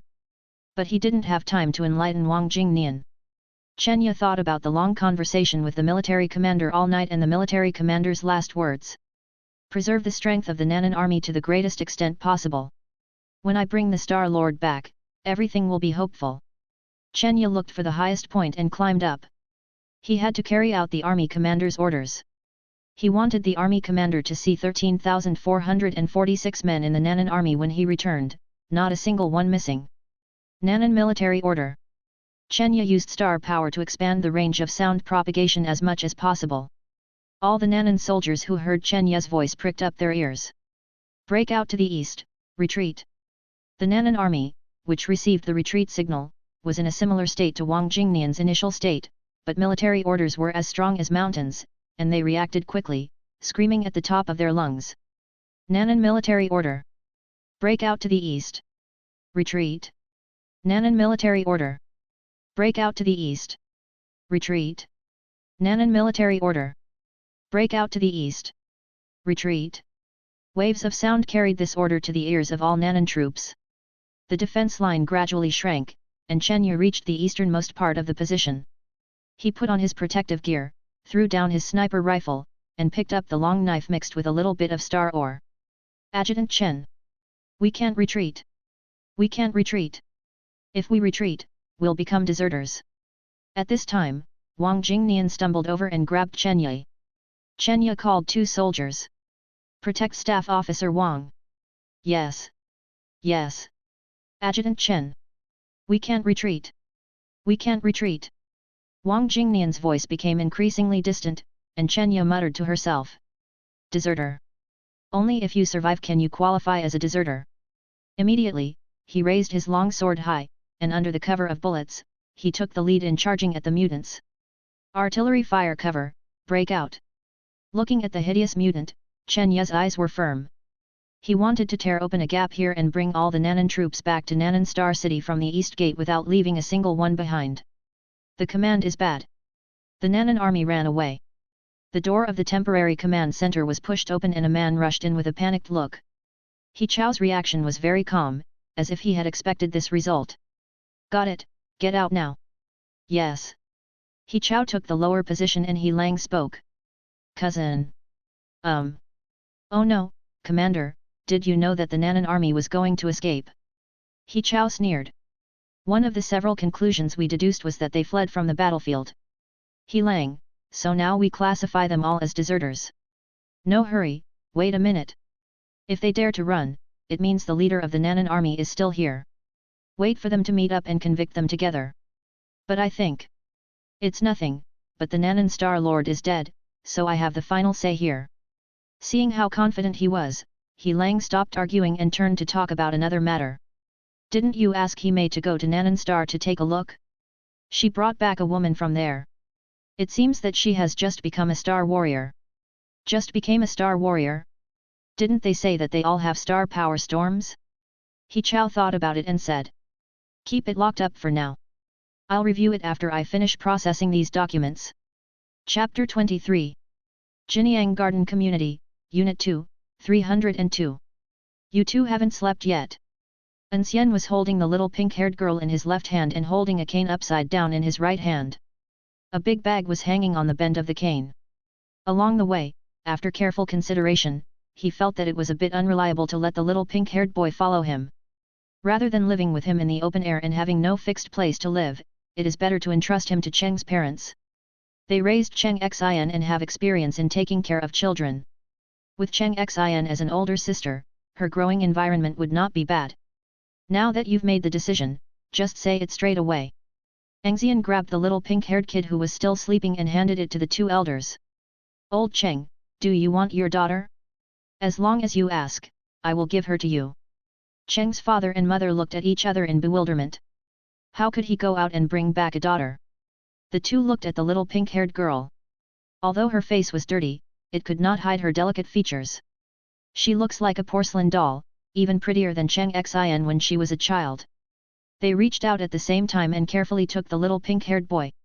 But as soon as his hand touched her, she suddenly opened her eyes, like a frightened rabbit, and nimbly hugged An Xian, looking at Mr. and Mrs. Cheng timidly. The two elders withdrew their hands somewhat embarrassedly. Mr. An, this girl is quite clingy to you. An Xian pulled the little pink-haired girl down and put her on the ground. The child is a little shy, so he just needs to get familiar with the strangers.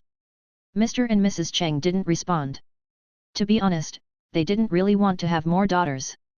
It's not that the little pink-haired girl is not pretty, nor is it that I don't like her. But as they have to evacuate tomorrow, none of them knows what the future will be like. He couldn't even take care of his own family, so how could he have the energy to take care of a little girl? But they are also afraid of being directly rejected for peace and security. We've only been together for a day, and An Xian seems to be easy to talk to, but in fact, he is a murderer without blinking an eye. Well, why don't we discuss it with Xingxin first? It was such an obvious refusal, how could An Xian not hear it? Suddenly, he felt the corner of his clothes being pulled. Although he had no eyes and his vision depended entirely on his omniscient vision, he still lowered his head subconsciously. What? There were 2 lines of clear tears on the little pink-haired face, and she looked so pitiful as she sobbed softly. Did I make my brother unhappy? It was like a missile hitting An Xian's heart, and he didn't know how to respond. Then why don't you want me? Obviously, I pushed my brother to the square. The pink-haired girl's voice became smaller and smaller, and she did not hide her depressed mood. Who can bear this? Even An Xian is overwhelmed. He wanted to analyze for the little pink-haired girl whether it was good or bad to follow him or follow Cheng's parents. But facing that pitiful little face, I finally let out a long sigh. Well, I was wrong. An Xian asked Cheng's father. Where's Cheng Xian? Ask her to give the pink-haired girl a bath. There are new clothes in the bag. Change the dirty ones. Father Cheng was stunned when he heard this. Didn't Xioxin go out with you? Hey? She didn't come back early. No, we have been waiting for you to come back in the living room, but we haven't seen Xioxin. As Mr. Cheng spoke, Mrs. Cheng's face showed anxiety. What do you mean? Xingxin went out with Mr. An and then disappeared? An Xian frowned, concentrating his mental strength, trying to use the home field authority to find Cheng Xian's location. In Nanan Star City, in addition to the group of star warriors from Nanan Xinjiao and the 2 people in Nanan Square, there were also 5 scattered people scattered around the city. However, judging from the star power strength feedback from them, none of them are newly born star warriors, so it is obviously not Cheng Xian. It's troublesome. An Xian rubbed his eyebrows and felt a headache. There are 3 possibilities for this situation. 1. The transformation failed and An Xian did not become a star warrior. 2. An Xian had left the city and was out of his perception. 3. The worst outcome is that people die. Elder brother. The little pink-haired girl tugged at An Xian's clothes again. She wanted to work hard to show her own values so as not to be abandoned. I'll find someone. She was afraid that An Xian would not believe her, so she climbed up onto the table using her hands and feet, hopped over to take down the family portrait on the wall, and then pointed at the girl in the middle and asked, "Are you looking for this sister?" Before An Xian could say anything, Cheng's mother nodded hurriedly. Yes, yes. It's her. Her name is An Xian. She's my daughter. When Cheng's mother saw the expression on An Xian's face, her heart sank. When the pink-haired girl said she would find someone, Cheng's mother, who was desperate to find a cure, placed all her hopes on her. An Xian, who was planning to stir up the original star power in Nanan Star and trigger a star power riot in Nanan Star City in order to expand the sensing range, also stopped his action. If the pink-haired girl had a way to find An Xian, he wouldn't have to resort to extreme measures. He was able to trigger a star power riot that affected an entire star city only after he gained authority over some stars. The consequence of doing this will be that before the riot is quelled, all star warriors, including him, will be unable to absorb the star power of Nanan Star. As for how long it will take to subside, An Xian, who has never done this before, doesn't know. Maybe a few hours, maybe a day or two, maybe a week or two, who can tell? An Xian rubbed the little pink hair, and the silly hair was pressed down, but then bounced up stubbornly again. Come on. The little pink-haired girl received An Xian's encouragement, looked carefully at An Xian in the photo, and memorized her appearance in her heart. Then he closed his eyes and kept thinking about An Xian's appearance in his mind, while his little nose stained with grey twitched. Her star power was being consumed rapidly. Her small body could only contain a limited amount of star power, and it was soon on the verge of exhaustion. An Xian transferred his star power to the little pink-haired girl through his palm to make up for her consumption. I was very careful throughout the whole process, for fear that I would burst her if I wasn't careful. The battery life problem was solved, and the little pink-haired girl's pale face regained its rosy color. After about a few minutes, she pointed in a direction. Over there.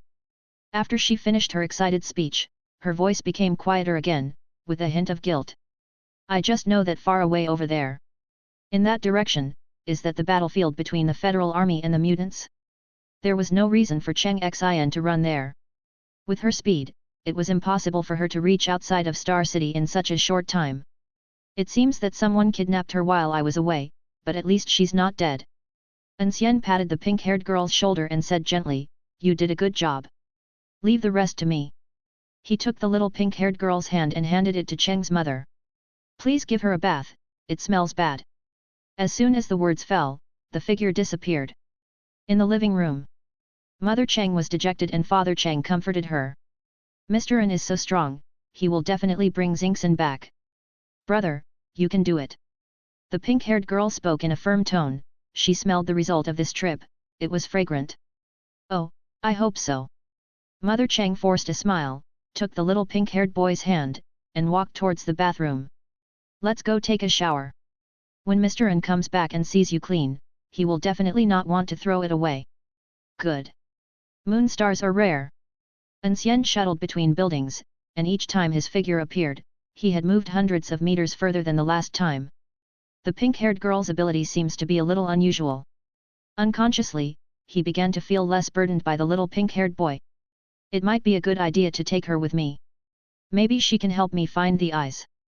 The lost pair of pupils has always been a thorn in An Xian's heart. There had been no clues in the past 2.5 years, and now there was a turning point. Of course he was unwilling to give up. As he moved forward at high speed, the buildings around him gradually became lower and lower, approaching the pickup truck that he had left behind when entering the city. "Have you calculated the perception range of the home authorities so far?" A few hundred meters further ahead, the roar of artillery fire outside the city could be heard, and the towering city walls came into view. "Relax and collect your thoughts." Maybe it was because An Xian became a star warrior through him. Even though he was out of Xing's perception range, he was closer to An Xian and was able to sense An Xian's location. That location is right on the city wall. At the foot of the city wall, he did not look for the stairs. He bent his knees slightly, then straightened them suddenly, and his body shot up like an arrow. The cold wind whistled in his ears, and murderous intent arose in An Xian's heart. He went out for a walk and found that his house had been robbed. It was the first time he was so angry since he came to Nan'an. If you dare to capture my experimental subject, I want to see how many hands you have that are big enough for me to chop off. The words in brackets are water. The number 2444 is unlucky. Chapter 24. What's your name? Cheng Xian. A native of Nan'an. Yes, sir. It will be my family's turn to evacuate tomorrow. I haven't broken any law. Why are you arresting me? I asked you to answer, not to ask. He Chao said coldly that after meeting Cheng Xian, he was sure that Cheng Xian was not the one who caused the star power storm.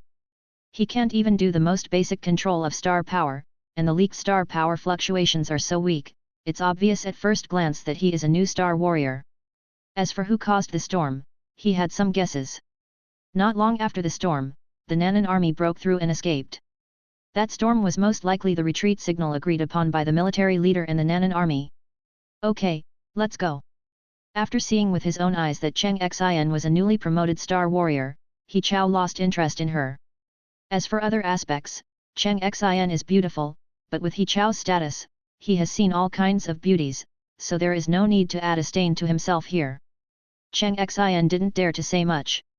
After his handcuffs were removed, he stood up and walked out. Just then, someone sent He Chao a file containing Cheng Xian's basic identity information. He Chao took a quick glance, his eyes suddenly sharp. Are you a newly minted star warrior? The soldiers at the door blocked it. Cheng Xian, who was about to leave, stopped and said yes reluctantly. How old are you this year? Real years. He Chao came in front of Cheng Xian and stared at her face with sharp eyes. Cheng Xian was startled by his loud and urgent questioning and blurted out his age without thinking. 10, 19. After getting the answer he wanted, He Chao's mouth curled up wildly, and he looked at Cheng Xian as if he was looking at a rare treasure. A star warrior born at the age of 19, good. Good. Good. 18 years old is the last chance to become a star warrior. It is impossible to become a star warrior after the age of 18. This is common sense and an iron rule. However, at this moment, a 19-year-old new star warrior appeared in front of him. Does this mean that there is a way for ordinary people to become star warriors? He Chao paced back and forth excitedly. If the method was mastered, star warriors could be mass-produced. Not to mention the world situation, the He family will definitely become a top chaebol with this. He Chao will be eligible to enter the federal parliament and even serve as a standing member. He Chao looked around, dismissed everyone, and ordered people to turn off the surveillance. Just in case, he even used some means to block the signals around the room. A few minutes later, He Chao and Cheng Xian were the only ones left in the room. Cheng Xian was handcuffed again and imprisoned on a chair, and she had a bad feeling. She shrank back in fear, wondering how unlucky she was. As expected, the scene of He Chao rushing towards him did not happen. Instead, he was out of character, smiling brightly and looking surprisingly enthusiastic. Cheng Xian, Miss Cheng, right? He Chao brought a chair over and sat opposite Cheng Xian. Can you tell me how you became a star warrior? Cheng Xian's brain was working rapidly, analyzing the current situation. It is common sense that one cannot become a star warrior after the age of 18, but this common sense only applies to star warriors, or forces such as the Federation, various chaebols, Silent Night, and the Welcoming Light Parliament. For ordinary people, their understanding of star warriors is limited to their names. Obviously, Cheng Xian is an ordinary person. But this did not affect her. She used her smart little brain, which had been certified by An Xian, to analyze the reasons why He Chao let her go and then regretted it. Cheng Xian raised her eyes and glanced at He Chao. She was surprised that the current highest authority in Nan'an was so enthusiastic towards her. The means that brother An Xian used to become a star warrior must be extraordinary. I have no idea. Cheng Xian answered with great determination, even though she knew that as long as she said An Xian's name, she could return home safely. Oh? I really don't know. He Chao narrowed his eyes, but his smile didn't fade. Little girl, He Chao, as the third heir to the He family chaebol and the commander-in-chief of Nan'an, promise that you tell me the method, and I will give you whatever you want. He leaned forward and lowered his voice. If I confirm it's true, even if you want to be a Star Master, I will satisfy you. Star Lord. These two words hit An Xian's heart, and she was completely stunned. The Lord of a Star City is the Star Lord, the highest authority of the Federation in a Star City. Due to various reasons such as wasteland restrictions and the federal system, the Star Lord is almost equivalent to a local emperor in a Star City. This is a huge temptation for An Xian, who has been an ordinary citizen for more than 10 years. An Xian was silent for a moment. Just when He Chao thought he had won and was ready to reap the fruits of victory, she shook her head violently, her voice becoming more determined than before. I have no idea. He Chao's smile faded. Then why are you going to Nanan Star alone so late? I'm taking a walk. Yes, I'm going to Nanan Square to walk to digest my food after I've had a full meal. As far as I know, the distance between your home and Nanan Square is not short. Given the current situation in Nanan, you're taking a walk in Nanan Square. Are you taking me for a fool? An Xian didn't respond and insisted that she was going for a walk. In her mind, the villains transformed from rationality and sensibility were fighting each other. Reason says, speak of An Xian, and wealth will be at your fingertips. Even if you can't become a Star Master, you can rely on He Chao's promise to make several leaps from the civilian class to the upper class. The future is bright and the prospects are limitless. Emotionally, he said, your life was saved by Brother An Xian, and it was his contribution that made you a Star Warrior. If you betray him, wouldn't that be ungrateful? People cannot be without conscience. An Xian kicked the two villains aside one by one. To be fair, even if An Xian saved her life, the two of them had only known each other for a day or two. Was a 1 or 2 day friendship really worth her giving up her future and even paying the price of her life to cover up for An Xian? Even if you decide to cover it up, can you really cover it up? An Xian had the answer in her heart.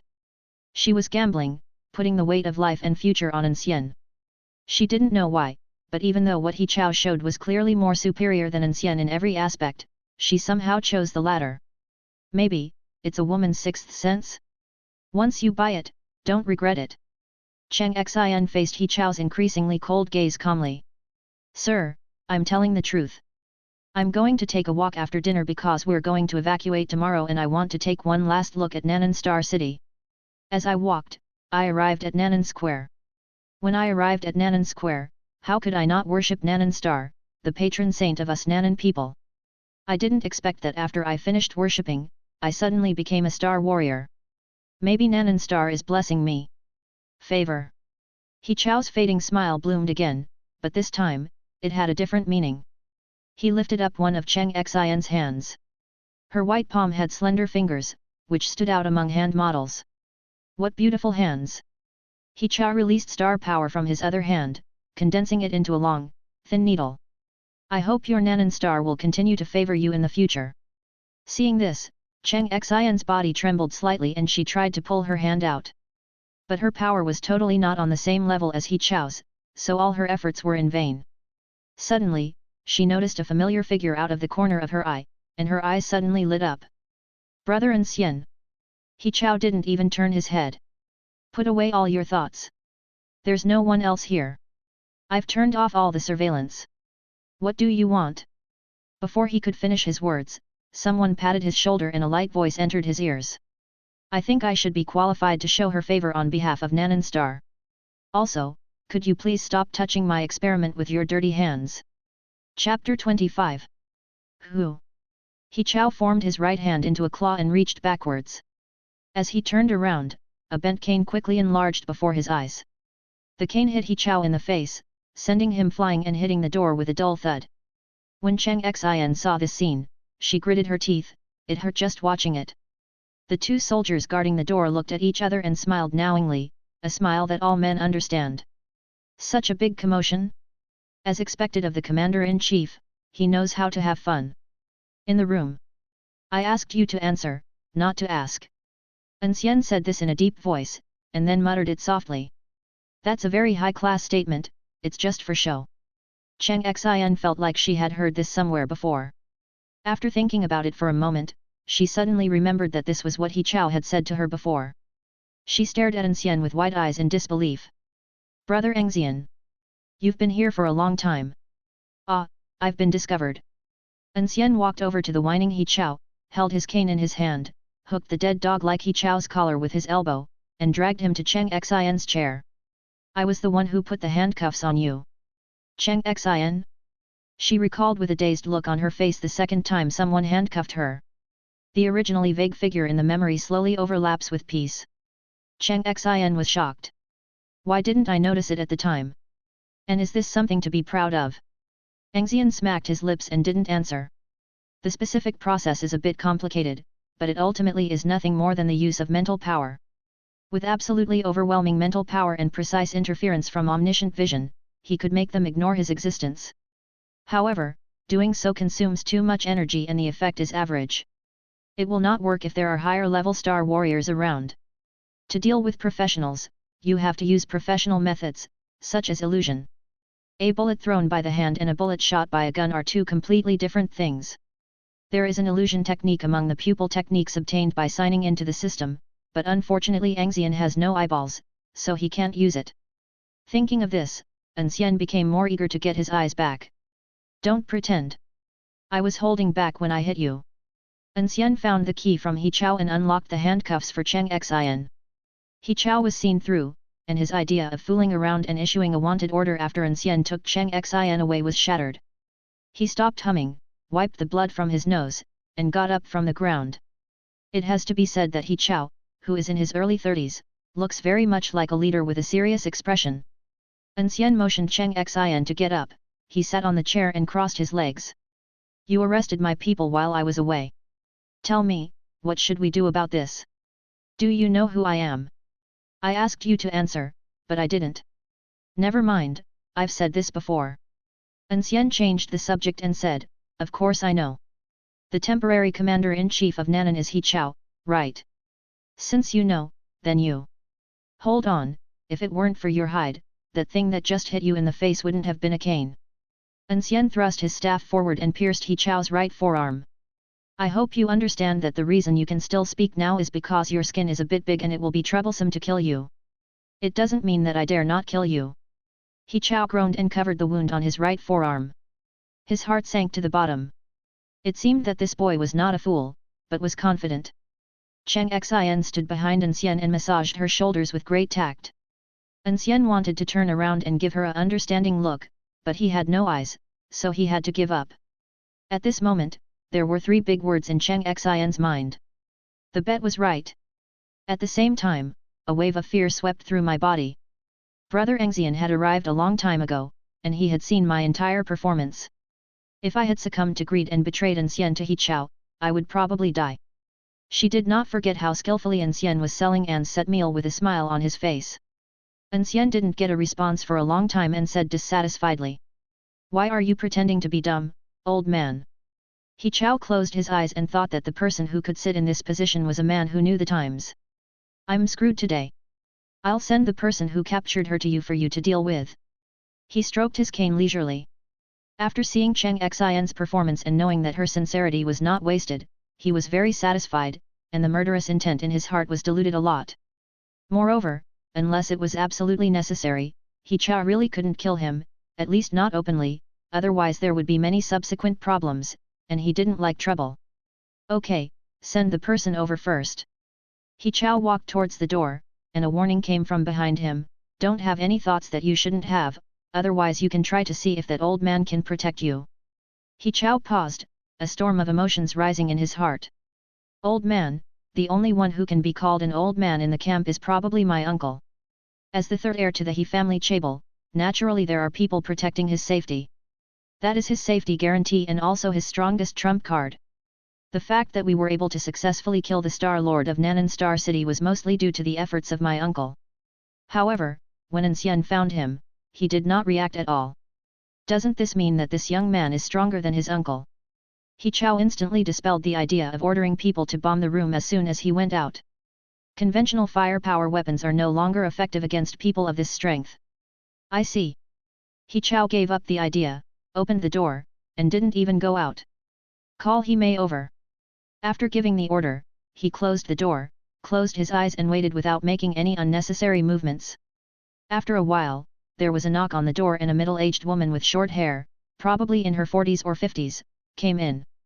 He Mei also plays the role of a protector. But it wasn't He Chao's, but his cousin, He Lang's. Compared to He Chao's uncle, He Mei's strength is not good enough. She is at the peak of sea level and has just reached the threshold of B level. This is normal. Even though the He family is a wealthy and powerful chaebol, it is impossible for them to provide every junior with a B-level bodyguard. Class B is the cutting-edge combat power of most star cities, and it would be great if it could be equipped to the core few. Command. He Mei walked in and glanced at the situation in the room, feeling a little confused. But she didn't ask any more questions. She just called He Chao and waited for instructions. He Chao did not say anything. Now that the person had been sent away, it was his own business as to how to deal with him next. An Xian pointed at He Mei. Is it her? An Xian nodded. It's her. An Xian remembered it very clearly. It was this man who caught him like a chick and brought him here.